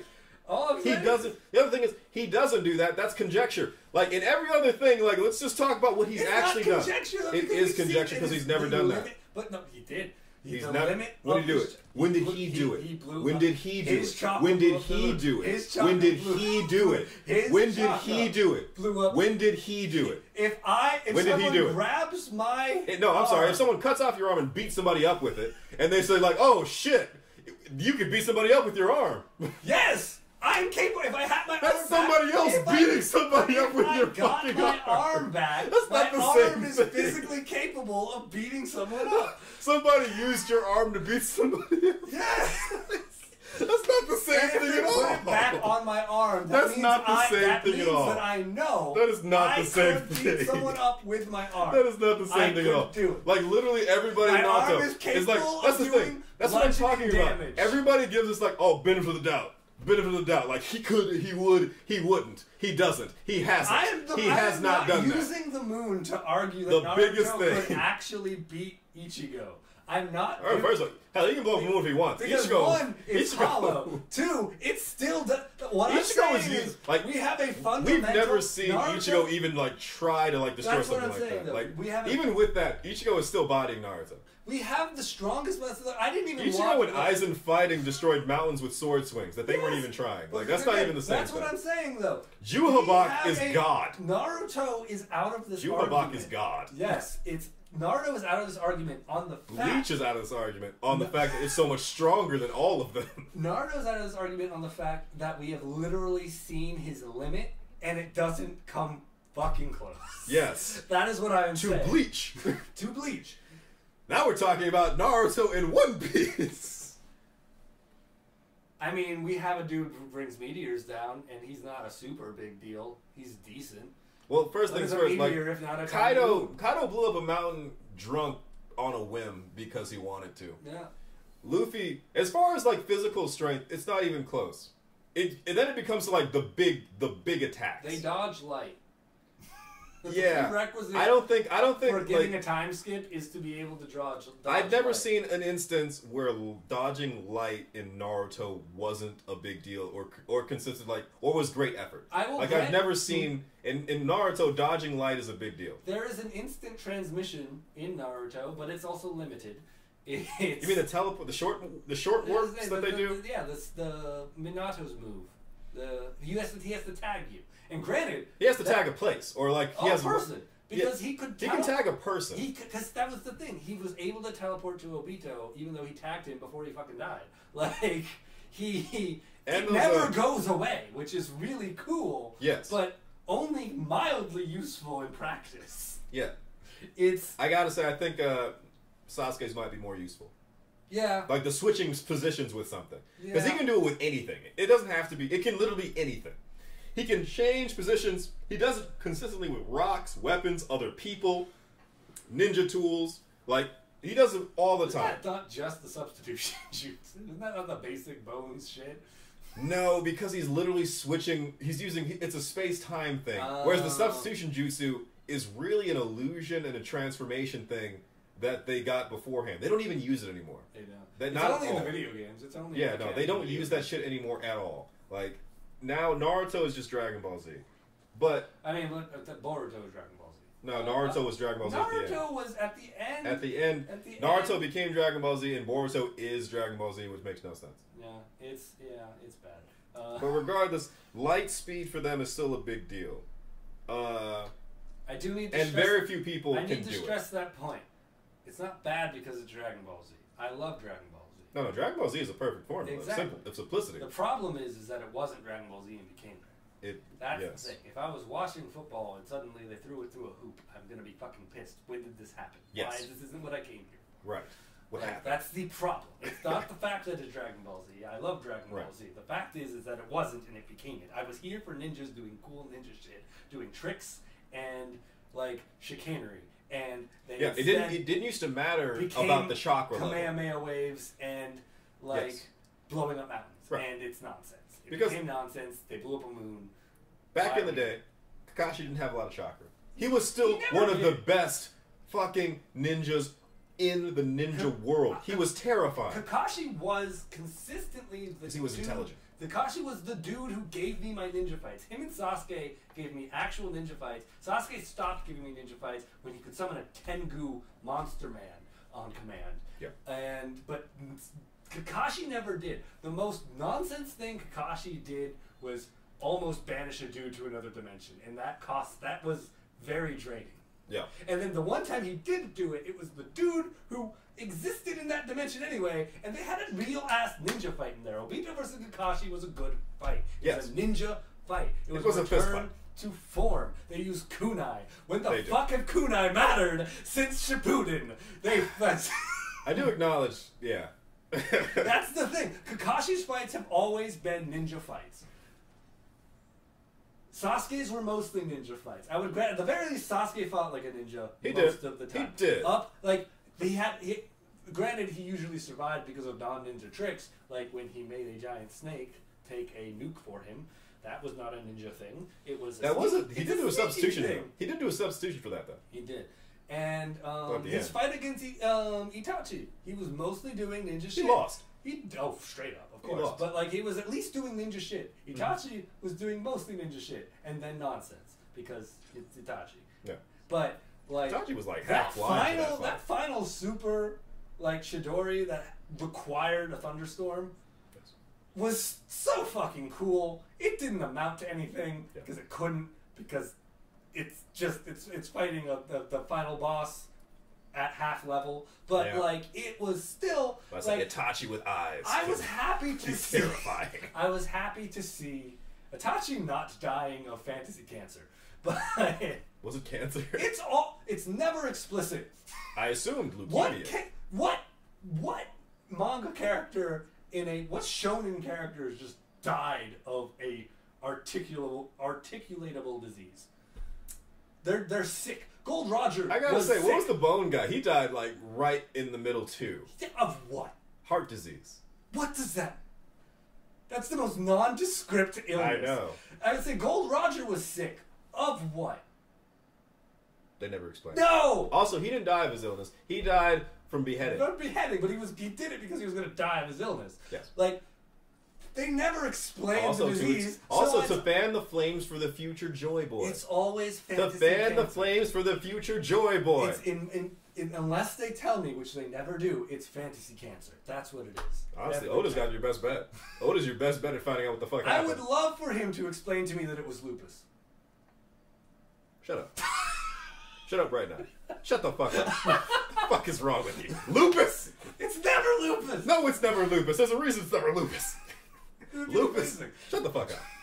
Lost your damn mind. I'd be so mad if it was lupus. Just tell me.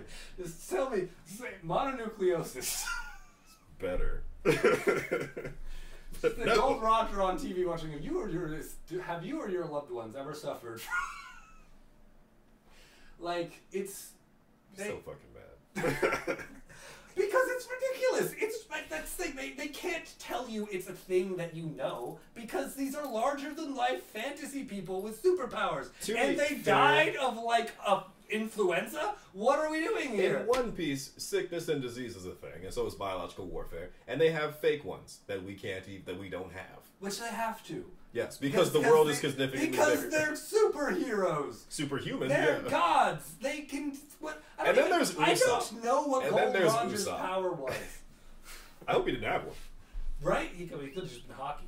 But like, it's why can't Conqueror's hockey just send a disease out of your body? It does everything else. It is part of your body half the time, especially if it's cancer. It is your body. Yeah, it send it out. It comes back. Send it out. It's just treatment. That's not even what Conqueror's hockey does, man. Like, that's not even a thing that Conqueror's hockey does. What does it do? Honestly, it's the embodiment of your will turned into a physical Why can you not will yourself better? That's not what it does. What the fuck are you talking Why not? about? You're literally putting your will yourself through a fight that should have killed you 83 bludgeonings ago. Why can you not Luffy? will yourself? Everyone with Conquerors, that's the whole point. It's your willpower. It's not even Conqueror's hockey. That's just hockey in general. Yes, and that becomes durability, hockey, not healing. Why can you not? That's durability, not healing, though. To be durable enough for the cancer to never kill you. That's not how cancer works. It's fantasy cancer. It's fantasy world. All I'm saying is... Fantasy cancer still apparently works how real cancer does. I mean, fantasy... That's your body killing you. Like, oh, goodness. You making your body stronger might kill you faster because it's your body that is killing you. Oh, shit. Like, body, be stronger. My cancer has hockey now. Like, imagine that. Like, I was playing a fantasy game earlier with Magic, and... The hell did you knock over? It was, Vaseline and a thermometer. Clearly you're moving too much. It's my hair. Look. Yeah, clearly you're moving too much. Woo! But I was playing a fantasy game with magic and magical robots and summoning gods, and a dude got hit really hard, and he became paralyzed from the waist down. And I'm like, how? Because he still has a spine. We have healing magic. We can summon Apparently gods. It's still we can not go to enough. space. How can we not fit? We have robot. We could make him a cyborg. We've done it in this series. How can he not walk? Does he? How can it doesn't? Is he willing to do those things? Wounds I guess that don't kill. In fact, that you have to make it believable. If you can blow up mountains, how did you get sick and die? Like, if you have the willpower, that's totally different. There's like if people you have the willpower, the strongest man in the world. I think it was what was his name? C.T. Fletcher. He was the strongest, biggest, baddest motherfucker in the entire world. He got heart disease. Yes. And then he didn't even die. He just he died. Actually, he did die. But they brought him back to life. Like, I'm about to say that your ability, your strength, isn't going to stop you in those cases. This is a literal fantasy world where willpower makes you beat gods. Okay, How? Which world are we talking Yes.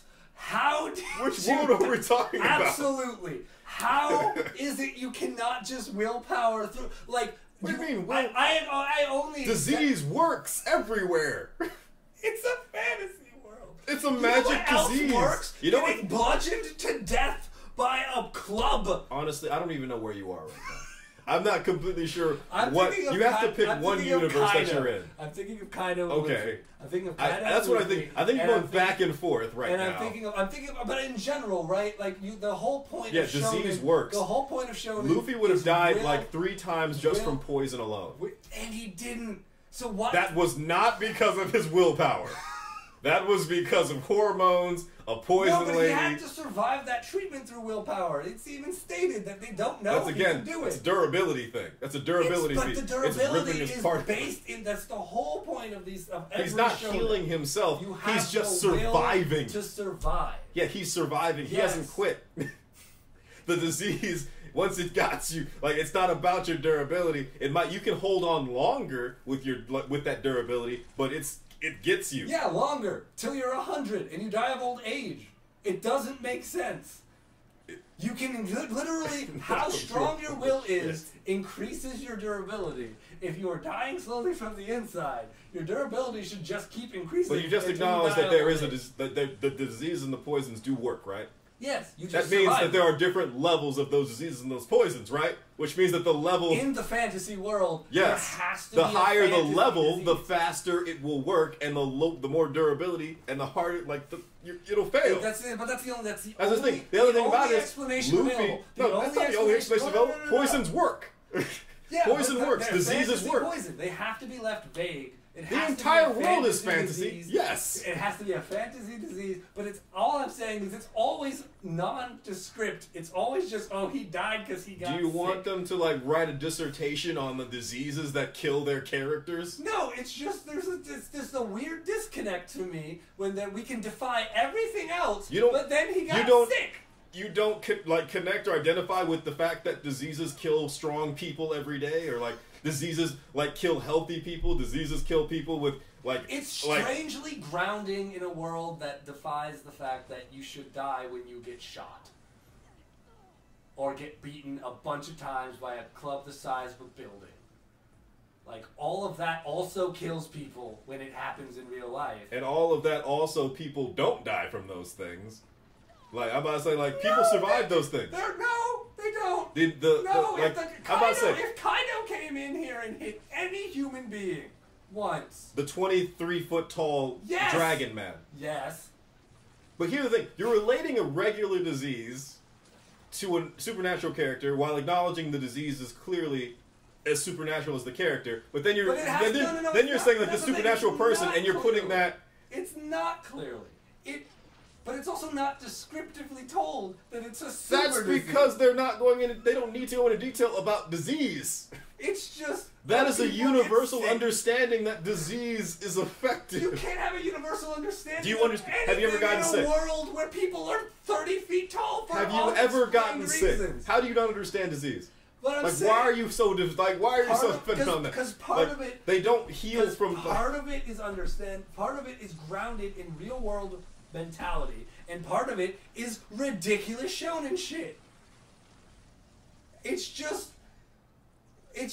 weird. It's always struck me as weird whenever there's a character. It's just and then he got sick. It's because it's jarring. It's the most realistic. Would it help if you had a better understanding of how disease works in general? No, I don't. Are you sure? I don't know what would help. It's just weird to me that it's always a thing to fall back on. That and then this person. So in all seriousness, do you think if Kaido had AIDS, and I love this, sorry, even as I said it, I love this. Do you think if Kaido had AIDS, he would survive? Based on what you know about AIDS, do you think that he would just be able to will through that? Yes. Why? Because he could turn into a dragon.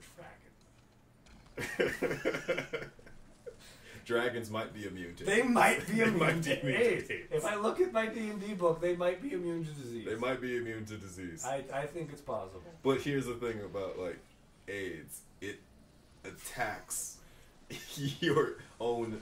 It's like viruses are a little bit different than bacteria and fungus. It's not quite the same. To call it a disease is sort of a blanket statement, but the mechanics behind it are completely different and much more like Paladins deadly. get that at first level. That's the thing.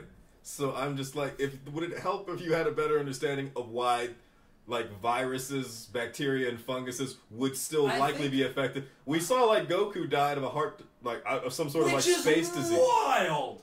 We already know, like all these people would die of the death. Actually, no. Was it a space disease? Was it legitimately just heart disease? No, he got it from space. I think. Okay, I accept that one a bit more because it's a fantasy space disease. Yes. He was not going to die of normal heart disease. That would have. I'm going to tell you right ridiculous. now, anything that's in any disease that's in One Piece is not in our world. It's supernatural. There's no. But I just have to accept that. It just feels weird to me that it's like I don't know if I want it more descriptive. I can understand like it feels kind of like unsatisfying.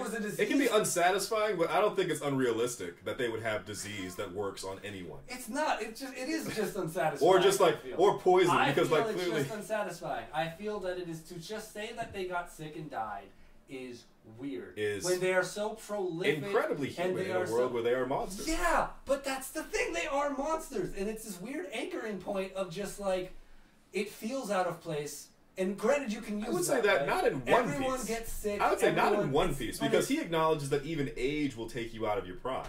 Like he's like he acknowledges age as a limiting factor. He also, I think, may have acknowledged age. I'll accept, but that's the thing. Kind of acknowledges gender too. You should be able too. to just survive sick in One Piece until you're old if you're that strong.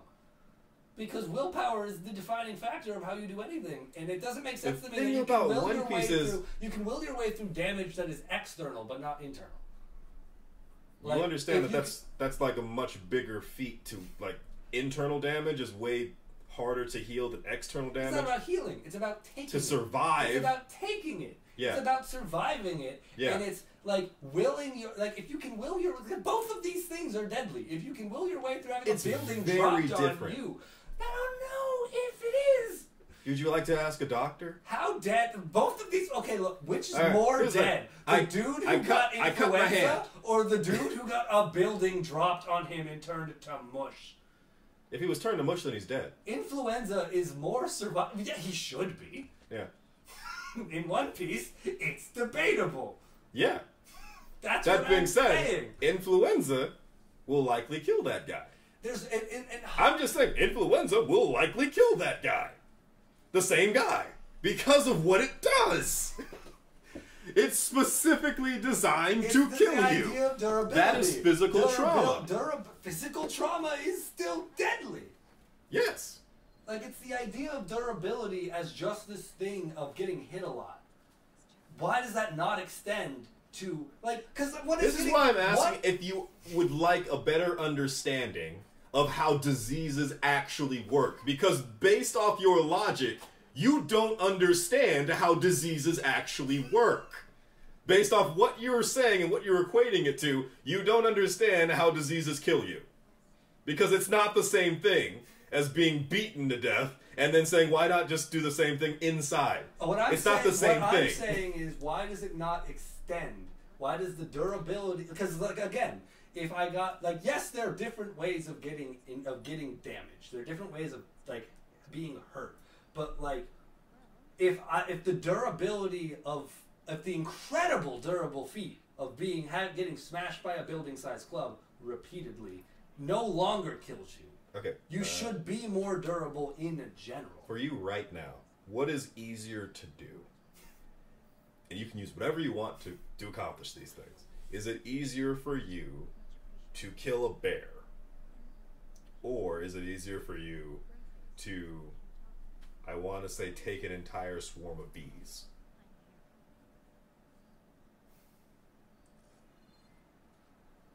The bees.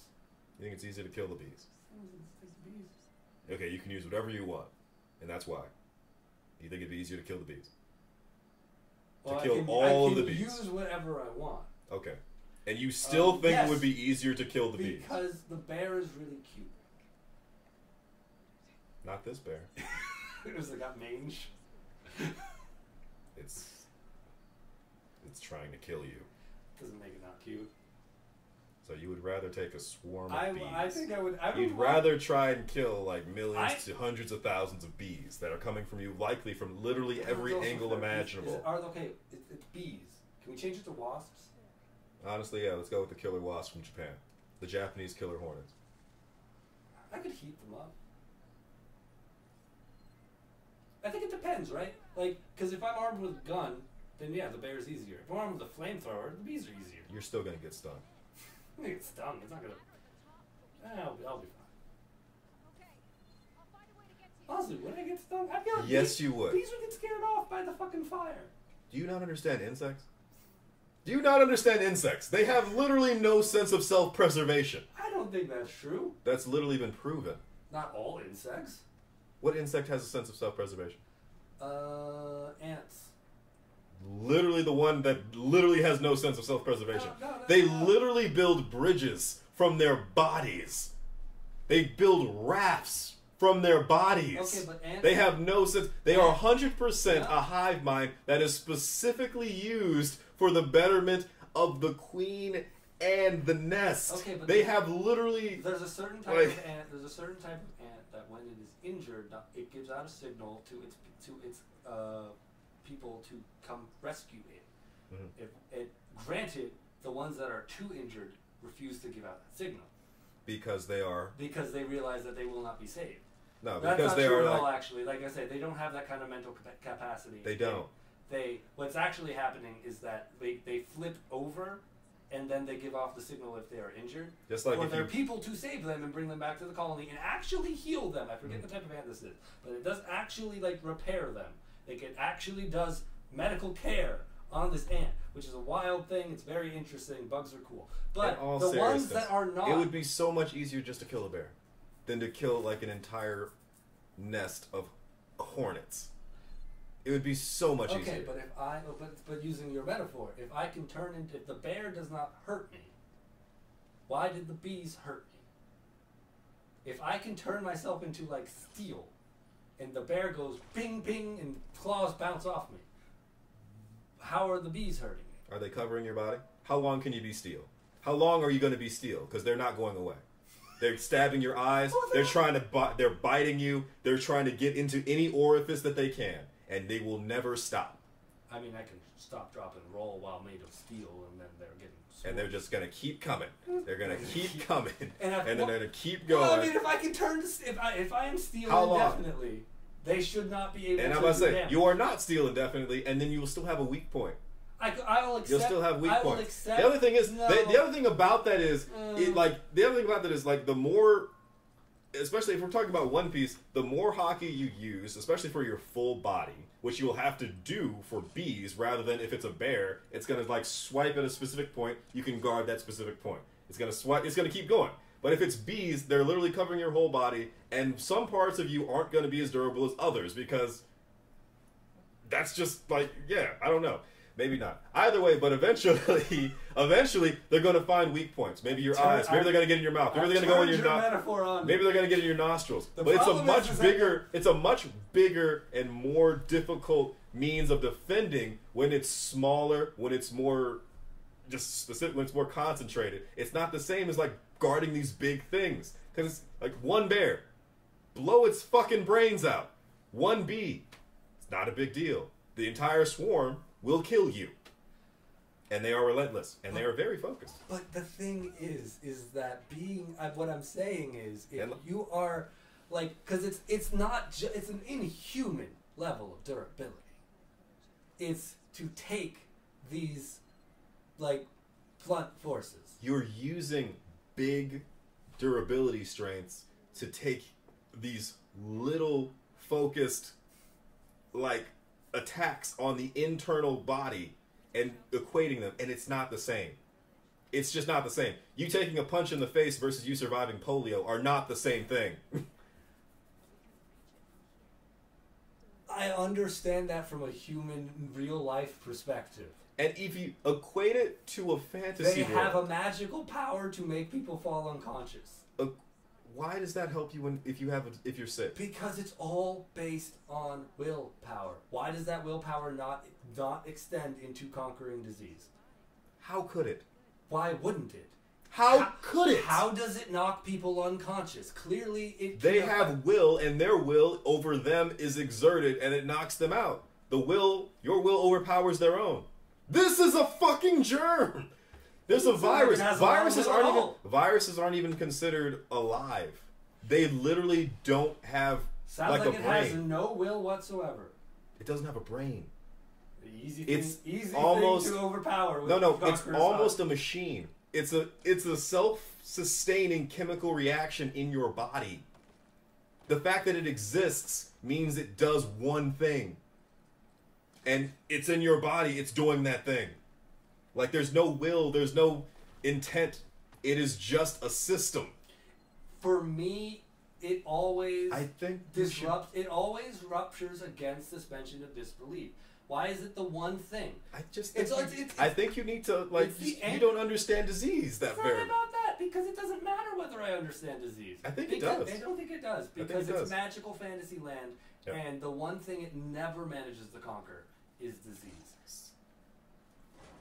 How? Why? What do you mean? How do they make disease more believable in a fantasy world? I mean, if it is a general fucking, like, big plague thing. As a matter of fact, like, remember when Nami got sick?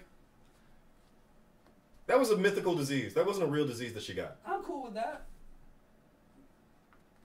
Mythical. Magical. That wasn't even magical. That's just some. We don't even know if it was magical. It's not even magical. I don't even know if it's magical. Regardless, it was a fantasy disease. They've already, like. It was a fantasy disease and it was not. I think they're all fantasy diseases except scurvy. The one guy got scurvy. The one guy got scurvy. How about that? You know what scurvy is? Okay, that's a pirate lore thing. I'm cool with that one. That's not even a pirate lore. That's just a vitamin C deficiency. Well, I know, but it's heavily tied to piracy. Like it's heavily tied to the history of piracy. Scurvy is heavily tied to the history of piracy. So how does that stack up? Because it's a fun reference in this fantasy world. A fun reference. A fun reference. The guy got scurvy. So what if they all got scurvy because the Sanji stopped cooking for them? Would you say, oh, that's? I don't know how. Is that not believable? I mean, he's a rubber man. Also, see, this is what I don't think you understand. I don't think you understand how disease works because that's a deficiency. We don't know how rubber interacts as a living creature at all. His body is human. Like, at the very least, it works. He needs the same things as a human. I don't know if it is anymore. That's not even taking into account the Nika fruit. It's not even taking into account the fact that I'm not even argue with this anymore because, like, it's not even like in Final Fantasy XIV. They had a bioweapon called Black Rose that killed people, even you and your super god. It could kill you instantly. And they fucking explained by the science of that world how that's possible. It literally shifted, not only did it shift your entire ether to umbral, it also coincided with an evil people's plan that had destroyed a planet that then made it so that catastrophe was significantly more worse than it was. And it is one of the only times in which I'm sitting here like, wow, dying from disease is now believable in this world where we can summon gods and do magic and effectively don't know why we can't just raise the dead. So you really do want the author to go into great detail as to the mechanisms behind why disease works. If you're going to use disease as a thing to kill people and you've already made your world fantastical to that point, make it a fantastical disease. Because otherwise, it's a weirdly anchored in reality thing to bring up if that's not the point of your work. Why don't you just acknowledge, because it does affect these people, that it already is a fantastical disease, and you can just add your own context to that? No? Alright. That's fair. We've definitely gone on a tangent. Yeah. I love it.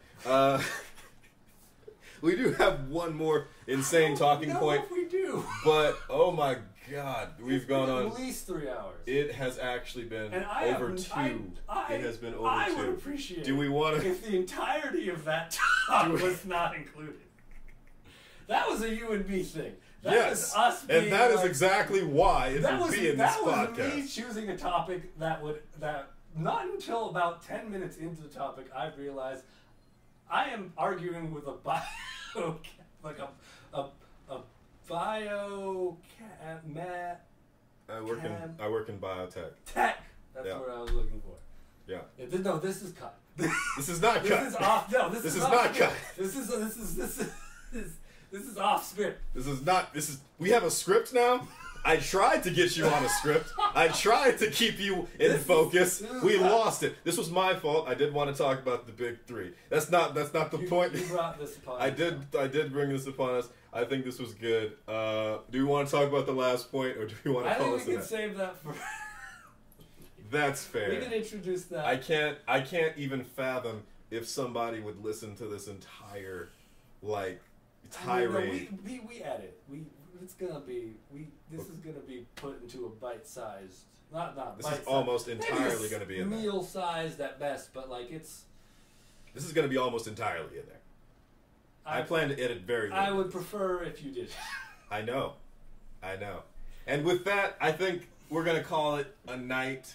Thank you if you stuck with us. I don't know if you're okay, but appreciate it. Come back next time. I don't even know how to end this. Peace. Say goodbye. Tony. Say goodbye. Say goodbye to the people. Don't die of fantasy cancer. Honestly, that's actually pretty good advice. All right then.